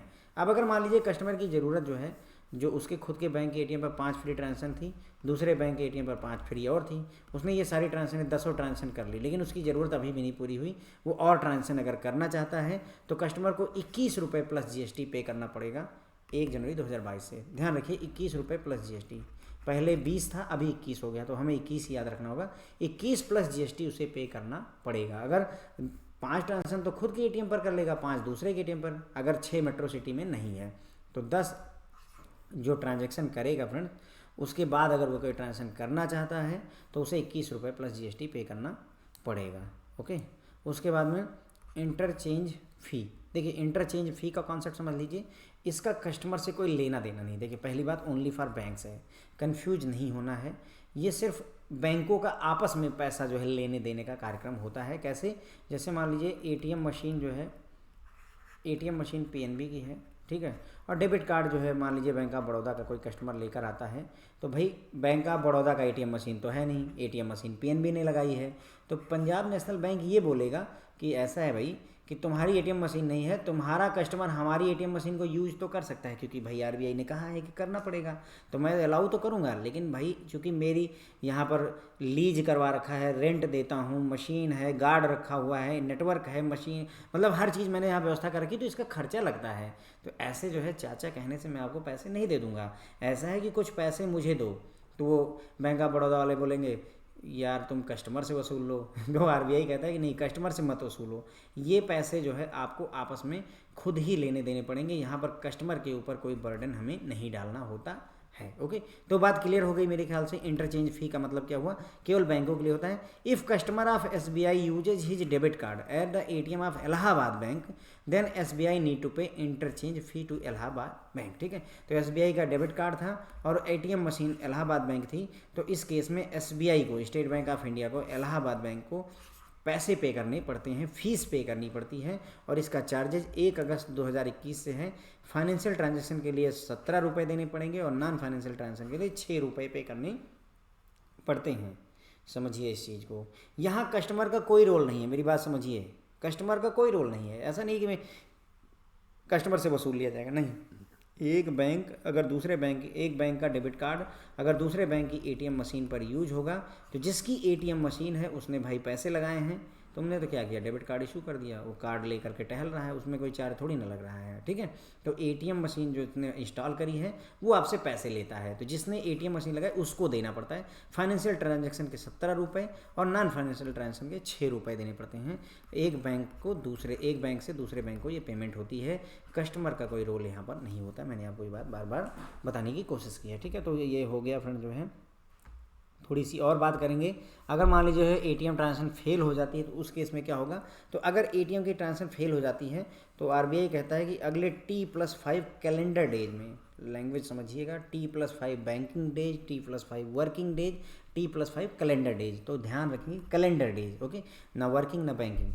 T+5 कैलेंडर डेज में पैसा वापस उसके खाते में क्रेडिट हो जाना चाहिए from the date of fail transaction where T is day of transaction. जिस डेट को ट्रांजैक्शन हुई या जिस दिन को ट्रांजैक्शन हुई उसे टी मानेंगे, +5 डेज। मान लीजिए मंडे को जो है ट्रांजैक्शन हुई है, तो अगले 5 दिन यानी कि ट्यूसडे, वेडनेसडे, थर्सडे, फ्राइडे और सैटरडे, T+5 सैटरडे तक उसके खाते में पैसे पहुंच जाने चाहिए। T+5 का मतलब ये होता है, यानी टी इज दैट डे जब ट्रांजैक्शन हुई है, +5 डेज और मिलता है, 5 कैलेंडर डेज, ओके, एटीएम के केस में। और इसके अगर मान लीजिए ऐसा नहीं कर पाते, T+5 डेज में पैसा नहीं आता है, तो 100 रुपये per day, 100 rupees per day के हिसाब से पेनाल्टी देनी पड़ती है जब तक आप पैसा क्रेडिट नहीं कर देते हैं। अब आप सोचिए कि जैसे मंडे को उसने ट्रांजैक्शन की और आपने सैटरडे तक उसके खाते में पैसे नहीं क्रेडिट किए और आपने 20 दिन बाद क्रेडिट किया, तो अब आपको 20 दिन का जो है पेमेंट 100 रुपये के हिसाब से करना पड़ता है। ओके, कोई दिक्कत नहीं यहाँ तक। और जो है इसके लिए कस्टमर को कोई क्लेम लॉन्च करने की ज़रूरत नहीं होनी चाहिए, बैंक को ऑटोमेटिकली जो है इसको 100 रुपये पर डे के हिसाब से पेनाल्टी और प्लस उसके जो पैसे हैं वो उसे दे देने चाहिए। तो 2 बातें जो यहाँ पर मैंने लिखी हैं फेल्ड एटीएम ट्रांजैक्शन में, T+5 कैलेंडर डेज में जो है ट्रांजैक्शन रिवर्स हो जानी चाहिए, यदि नहीं होती है तो 100 रुपीज़ पर डे की पेनाल्टी लगती है। ये 2 बातें बहुत पूछी जाती हैं। उसके बाद में 1-2 छोटी और बातें यहाँ पर करेंगे। पहला, what are magnetic strip cards. Magnetic strip card और EMB chip and PIN card क्या होते हैं। तो फ्रेंड देखिए, EMB का तो पहली बात फुल फॉर्म जान लीजिए, कई बार पूछा जाता है। Europay, master card and visa, 3 कंपनियां हैं, Europay, master card and visa. ठीक है, ये होते हैं EMB। ठीक है, तो EMB का फुल फॉर्म। तो मैग्नेटिक स्ट्रिप कार्ड में जो डेटा स्टोर होता है फ्रेंड्स, वो मैग्नेटिक स्ट्रिप पर होता है। मैग्नेटिक स्ट्रिप कार्ड में जो डेटा स्टोर किया जाता है कार्ड का, वो एक मैग्नेटिक स्ट्रिप पर काली काली पट्टी होती है, उस पर स्टोर किया जाता है।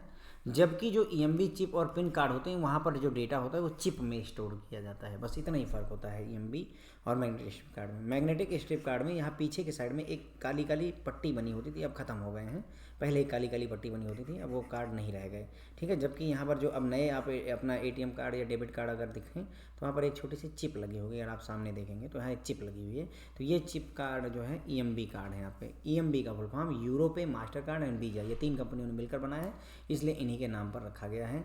पिन का फुल फॉर्म मैंने आपको बता ही दिया था, पर्सनल आइडेंटिफिकेशन नंबर होता है। ओके, तो पूछा जाता है फ्रेंड्स, ओके, कन्फ्यूजन करने के लिए आपको पूछा जाएगा। ओके, उसके बाद में एक और बात करेंगे कैश आउट पेनाल्टी की। तो अभी रिजर्व बैंक ऑफ इंडिया ने जो लेटेस्ट गाइडलाइन इशू की थी उसमें 1 अक्टूबर 2021 से आरबीआई ने कहा था कि अगर किसी बैंक की एटीएम मशीन ना 1 महीने में 10 घंटे से ज़्यादा के लिए जो है अगर कैश आउट रहती है तो उस पर 10,000 रुपये की पर एटीएम मशीन पेनाल्टी लगेगी। समझिए क्या बात कही गई, पूरा 1 महीना देखेगा आरबीआई, पूरे 1 मंथ में एक एटीएम मशीन, कोई एटीएम मशीन ही पूरे 1 मंथ में अगर 10 घंटे 10 आवर्स से ज़्यादा अगर कैश आउट रहती है, और कोई बात नहीं कह रहा है नेटवर्क चला जाए सॉफ्टवेयर ख़राब हो जाए उससे मतलब नहीं, कैश आउट नहीं रहनी चाहिए। अगर 10 घंटे से ज़्यादा कैश आउट है तो हर एक एटीएम मशीन पर 10,000 रुपये का पेनल्टी लगेगी। इसे कैश आउट पेनल्टी बोलते हैं। ठीक है, अब सोचिए कि कोई बैंक है उसकी महीने भर में अगर 100 मशीनें जो है कैश आउट चली जाती हैं 10 घंटे से, और तो 10,000 रुपये के हिसाब से जोड़ डालिए जो है इतना पेनल्टी आरबीआई को पे करनी पड़ेगी। कैश आउट का क्या मतलब है, तो आरबीआई ने ये कहा an ATM machine will be considered cash out when customer is not able to withdraw cash due to non availability of cash in particular ATM. जब कस्टमर जो है एटीएम से पैसे नहीं निकाल पा रहा है क्योंकि वहाँ पर कैश अवेलेबल ही नहीं एटीएम मशीन में, तो उसे ही कैश आउट माना जाएगा। रिपोर्टिंग का कॉन्सेप्ट अगर बात करें तो बैंकों को खुद ही मतलब रिपोर्ट करना पड़ता है। आरबीआई अपना जो है रिपोर्ट नहीं बनाता इसकी, बैंक खुद रिपोर्ट करेगा। Bank shall submit system generated report on down time of ATM cash out का to RBI every month within 5 days of following month. मतलब कहने का जैसे जनवरी महीने की जो रिपोर्ट है वो 5 फरवरी तक पहुंच जानी चाहिए। यही कह रहा है कि सिस्टम से रिपोर्ट जनरेट करिए और आरबीआई को हर महीने वो रिपोर्ट भेज दीजिए कि कैश आउट कितने कितने घंटे कौन सा एटीएम है। जैसे कोई बैंक है उसके 14,000 अगर एटीएम है तो 14,000 एटीएम में से कितने एटीएम है जो कि आपके कैश आउट रहे हैं, उसका डेटा पूरा कंपाइल करके आप उन्हें भेजिए। ठीक है, कितने दिन में, जिस महीने का एंड हुआ उसके अगले महीने, जनवरी का डेटा 5 फरवरी तक, फरवरी का डेटा 5 मार्च तक भेज देना होता, 5 days of the following month भेज देना होता है। ओके, कैसेट स्वैप की बात कर लेते हैं। कैसेट स्वैप का बैंक कॉन्सेप्ट लेकर आया हुआ है और इसी के साथ में ये लेक्चर अपना ख़त्म भी होगा।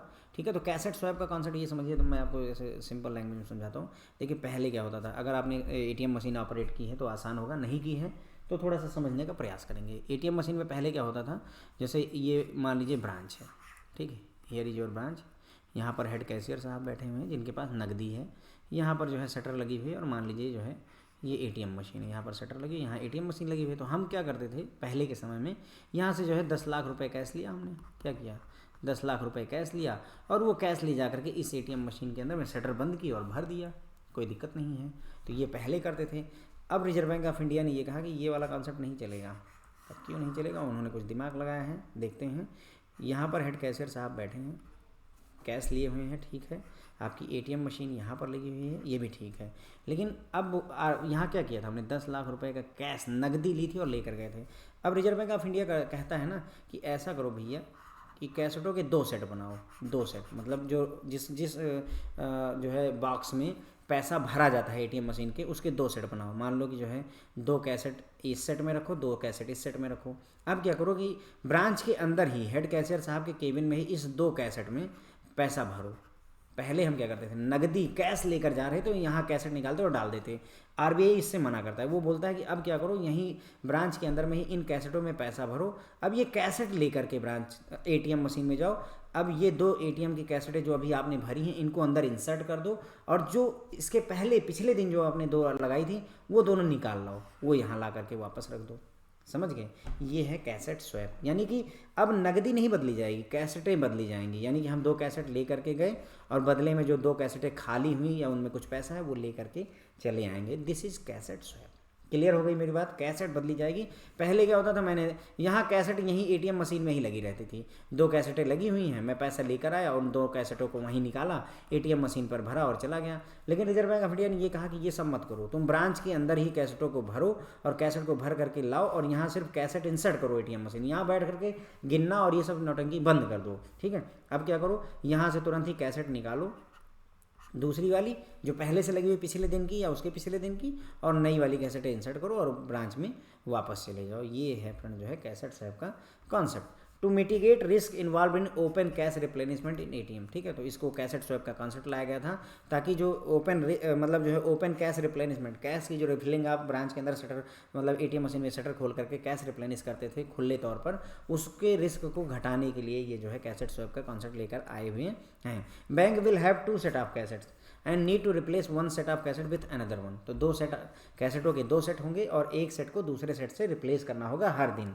अगले दिन फिर जब यहाँ से, जैसे यहाँ से खाली वाली कैसेटें जो आप लेकर आए नहीं, यहाँ से 2 कैसेटें अब यहाँ ले आइए, अगले दिन फिर इसमें भरिए और इसमें से भर करके ले जाइए यहाँ डालिए, और जो 2 कैसेटें आज वाली खाली हैं उनको वापस ले आइए। यही चलता रहेगा, कैसेट स्वैप होती रहेगी। Branch need to replenish cash inside the branch, यहाँ पर ब्रांच को कैश इनसाइड में भरना होता है। Earlier practice was to take cash and then go to ATM machine and then replenish the cash after shutter down. पहले क्या होता था, शटर बंद करते थे, एटीएम मशीन पर जाते तो वहाँ कैश डालते थे, लेकिन अब ऐसा नहीं है। अब ब्रांच को कैश को एटीएम के मतलब जो है एटीएम कैसेटों में कैश को ब्रांच के अंदर ही भरना होगा। In this concept locked cassette will be used. यहाँ पर जो कैसेटें हैं वो भी लॉक कैसेटें यूज होंगे, उनमें ताला लगा होगा, एक तरीके से वो मॉडर्न स्टाइल का ताला लगा होगा, या फिर जो है एक पट्टी फीता वगैरह भी बांध करके कई ब्रांचें काम चला रही हैं।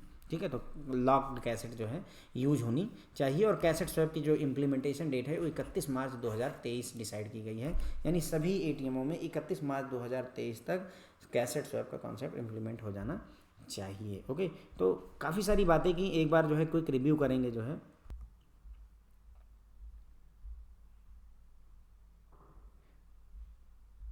देखिए, हमने यहाँ से बात की थी, ठीक है, नंबर ऑफ़ फ्री ट्रांजैक्शंस की। तो फ्री ट्रांजैक्शन में मैंने आपको बताया था कि एटीएम मशीन हो चाहे कैश रिसाइकलर हो, उसमें हम या बल्क नोट एक्सेप्टर उसे कहते हैं, तो उनमें फ्री ट्रांजैक्शन बैंक प्रोवाइड करता है, आरबीआई प्रोवाइड करता है। गाइडलाइन कहती है कि बैंकों को प्रोवाइड करना चाहिए अपने कस्टमर्स को। ठीक है, लेकिन कैश रिसाइकलर के केस में ध्यान रखेंगे, हम सिर्फ विड्रॉल को कंसिडर करेंगे, डिपॉजिट्स को कंसिडर नहीं करेंगे। अगर बैंक का खुद का एटीएम मशीन है, जिसका डेबिट कार्ड है उसी की एटीएम मशीन है, तो देश के किसी भी जो है शहर में आप रहें 5 फ्री ट्रांजैक्शन आपको मिलेंगी। और इन 5 फ्री ट्रांजैक्शन में सिर्फ फाइनेंशियल, जहाँ पर आप कैश विड्रॉल करते हैं उन्हीं को ही गिना जाएगा। अगर आप चेकबुक की रिक्वेस्ट करते हैं, आप मिनी स्टेटमेंट निकालते हैं, आप बैलेंस इंक्वायरी करते हैं, तो उनको काउंट नहीं किया जाता है। लेकिन अगर आप दूसरे का एटीएम मशीन है तो उस केस में 6 मेट्रो शहरों में हैं तो सिर्फ 3 ट्रांजैक्शन हैं। इन 6 मेट्रो सिटीज़ के अलावा अगर आप कहीं पर हैं तो आपको 5 फ्री ट्रांजैक्शन मिलती हैं। दूसरे बैंक का एटीएम है, डेबिट कार्ड किसी और का, एटीएम मशीन किसी और की। यहाँ पर एक और ख़तरनाक बात हो जाती है कि यहाँ पर फाइनेंशियल और नॉन फाइनेंशियल दोनों रिकॉर्ड काउंट कर लिए जाते हैं। मतलब अगर आप 6 मेट्रो सिटी में हैं और एक बार आपने बैलेंस इंक्वायरी कर ली और 1-2 बार आपने कैश विड्रॉल कर लिया, तो आपकी 3 ट्रांजैक्शनें पूरी हो गई।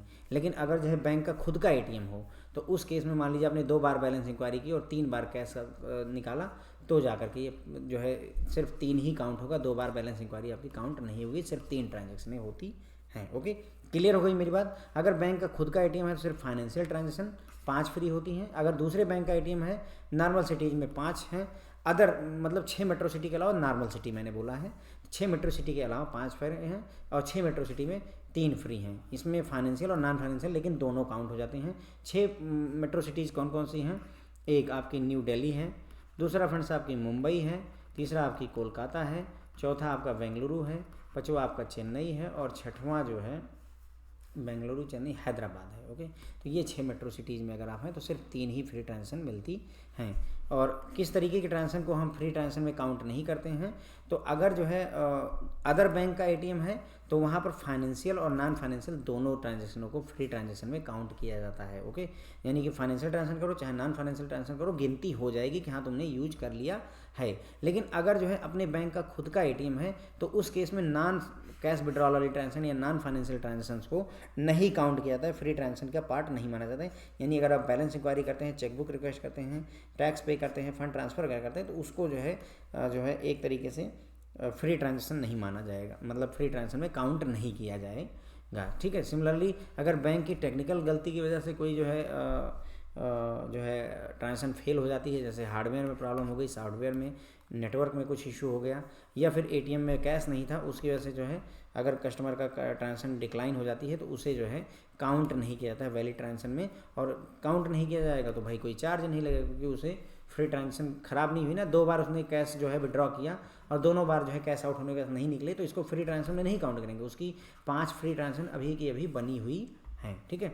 अब कई बार क्या होता है, कस्टमर की जो ज़रूरत है वो पूरी नहीं हो पाती है, वो फ्री ट्रांजेक्शन से आगे बढ़ता है और भी बार पेमेंट विड्रॉल करना चाहता है, तो उस केस में फ्रेंड्स जो है कस्टमर को 21 रुपये प्लस जीएसटी पे करने पड़ेंगे पर ट्रांजैक्शन वाइज। अब सोचिए 5 फ्री ट्रांजैक्शन अपने बैंक के एटीएम पर, 5 फ्री ट्रांजैक्शन दूसरे बैंक के एटीएम पर यूज कर लिया, लेकिन उसके बावजूद 12 ट्रांजैक्शन महीने भर में की, तो 10 तो फ्री थी, लेकिन 2 ट्रांजैक्शनों पर उसको 21 रुपये प्लस जीएसटी पहले पर भी, 21 रुपये प्लस जीएसटी दूसरे पर भी देना पड़ता है। फिर एक होता है इंटरचेंज फ़ी। मैंने आपको बताया एक बैंक दूसरे बैंक से वसूलता है, क्योंकि जिस बैंक ने अपनी एटीएम मशीन लगा रखी है उसने पैसा खर्च कर रखा है, इसलिए जिसने एटीएम मशीन लगा रखी है उसको पैसे चाहिए होते, किसने, जिसने डेबिट कार्ड इशू कर रखा है। तो डेबिट कार्ड वाला बैंक एटीएम मशीन लगाने वाले बैंक से पैसे उसको पैसे देता है। ओके, एटीएम मशीन, देखिए डेबिट कार्ड एक छोटी सी एंटिटी हो गई, छोटी सी डिवाइस हो गई ना, जबकि एटीएम मशीन में पूरा रूम चाहिए, उसका कमरे का रेंट होगा, नेटवर्क चाहिए, एटीएम मशीन चाहिए, गार्ड चाहिए, बहुत चीज़ें चाहिए। ओके, लाइटिंग चाहिए, सफाई चाहिए। तो ऐसे में इसने जो इतना पैसा खर्चा किया है 4-5 लाख रुपए, तो वो पैसे चाहता है। ठीक है, क्लियर हो गई बात। तो फाइनेंशियल ट्रांजेक्शन अगर करेंगे तो जिसने डेबिट कार्ड इशू किया है वो एटीएम मशीन लगाने वाली बैंक को 17 रुपये पे करेगा, और अगर नॉन फाइनेंशियल ट्रांजेक्शन करता है कस्टमर तो उसे 6 रुपये पे करने पड़ेंगे। एक बैंक दूसरे बैंक को ये पैसा देता है, कस्टमर का कोई मतलब नहीं है यहाँ पर, उसकी ट्रांजेक्शन फ्री है नहीं फ्री इस बात से कोई लेना देनी। एक बैंक दूसरे बैंक को इतना पैसा पे करेगा। इसीलिए बैंकों की कोशिश रहती है कि अगर वो बैंक ऑफ बड़ौदा का डेबिट कार्ड होल्डर है तो बैंक चाहता है कि वो बैंक ऑफ बड़ौदा की ही एटीएम मशीन यूज करे। इसीलिए चाहता है, क्यों, क्योंकि ये सारे चार्जेस बैंक को नहीं देने पड़ेंगे, क्योंकि अपनी खुद की एटीएम और खुद की मशीन है तो कोई दिक्कत ही नहीं है। डेबिट कार्ड अपना, मशीन अपनी, है ना। ओके, लेकिन अगर फाइनेंशियल है तो 17 रुपये, और अगर नॉन फाइनेंशियल है तो 6 रुपये। ध्यान करिएगा, ये नए चेंजेज हुए हैं इसलिए पूछे जाने के चांसेज हैं। ओके, उसके बाद में फेल्ड अगर हो गई एटीएम तो T+5 कैलेंडर डेज में पैसा रिवर्स हो जाना चाहिए। यदि नहीं होता है तो 100 रुपीज़ पर डे की पेनाल्टी लगती है। उसके बाद में मैग्नेटिक स्ट्रिप कार्ड और ईएमवी चिप कार्ड में क्या डिफरेंस होता है। मैग्नेटिक स्ट्रिप कार्ड में जो कार्ड का डेटा होता है वो मैग्नेटिक स्ट्रिप पर स्टोर किया जाता है, जबकि ईएमवी चिप कार्ड में चिप में डेटा स्टोर किया जाता है, डाटा किससे, कार्ड से रिलेटेड। ईएमवी का full form Europay master card and visa होता है। ईएमवी का full form Europay master card और वीज़ा होता है। ये 3 कंपनियां हैं जिन्होंने इसको बनाया हुआ है। ठीक है, cash out penalty. Cash out penalty की अगर मैं बात करूं तो 1 अक्टूबर 2021 से रिजर्व बैंक ऑफ इंडिया ने कहा है कि अगर आपका कोई एक एटीएम पूरे 1 महीने में 10 आवर्स से ज़्यादा अगर जो है कैश आउट रहता है, 10 घंटे से ज़्यादा अगर 1 महीने में कैश आउट रहता है कोई भी एक एटीएम मशीन, तो आपके ऊपर 10,000 रुपये की पेनाल्टी लग जाएगी। कैश आउट की अगर मैं बात करूं तो कैश आउट का मतलब होता है कि जब एटीएम मशीन में कैश ना हो, उसकी वजह से अगर पैसा नहीं विड्रॉ कर पा रहा है कस्टमर तो उसे कैश आउट मानेंगे। ऐसा नहीं कि नेटवर्क चला गया तो उसे कैश आउट नहीं मानेंगे, अगर हार्डवेयर ख़राब होगा तो उसे कैश आउट नहीं मानेंगे। फिजिकली कैश नहीं होना चाहिए एटीएम मशीन में तो ही उसे कैश आउट मानते हैं। इसकी रिपोर्टिंग हर महीने के बाद अगले महीने में 5 तारीख तक 5 दिन के अंदर अंदर कर देनी होती है। इसकी रिपोर्ट बैंक खुद जनरेट करेगा सिस्टम से और उसको आरबीआई को भेजेगा।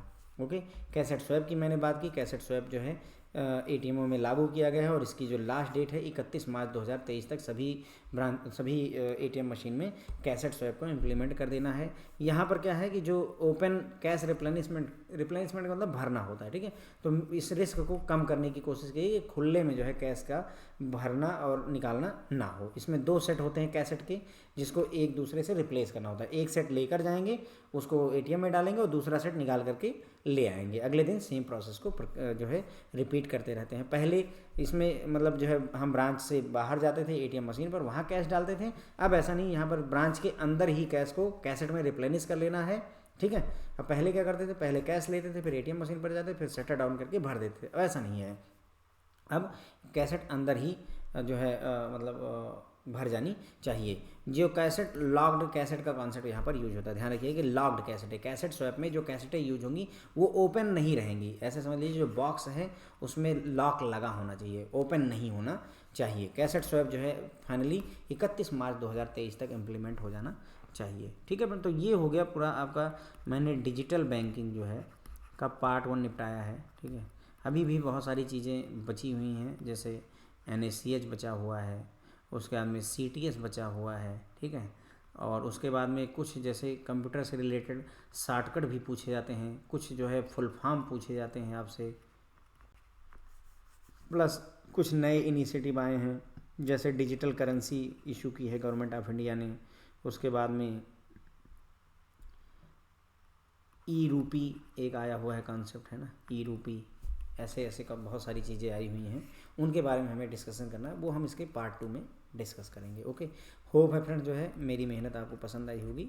यदि आई है तो लाइक करिए, जो है आपका लाइक करने से मुझे जो है थोड़ा सा प्रोत्साहन मिलता है कि हाँ आपको पसंद आ रहा है। इतनी मेहनत जो है 2-2 घंटे में लगातार बोल रहा हूँ, बैठ रहा हूँ और जो है आपके लिए हार्ड वर्क कर रहा हूँ, तो उसका कोई फ़ायदा है। Thank you so much friends.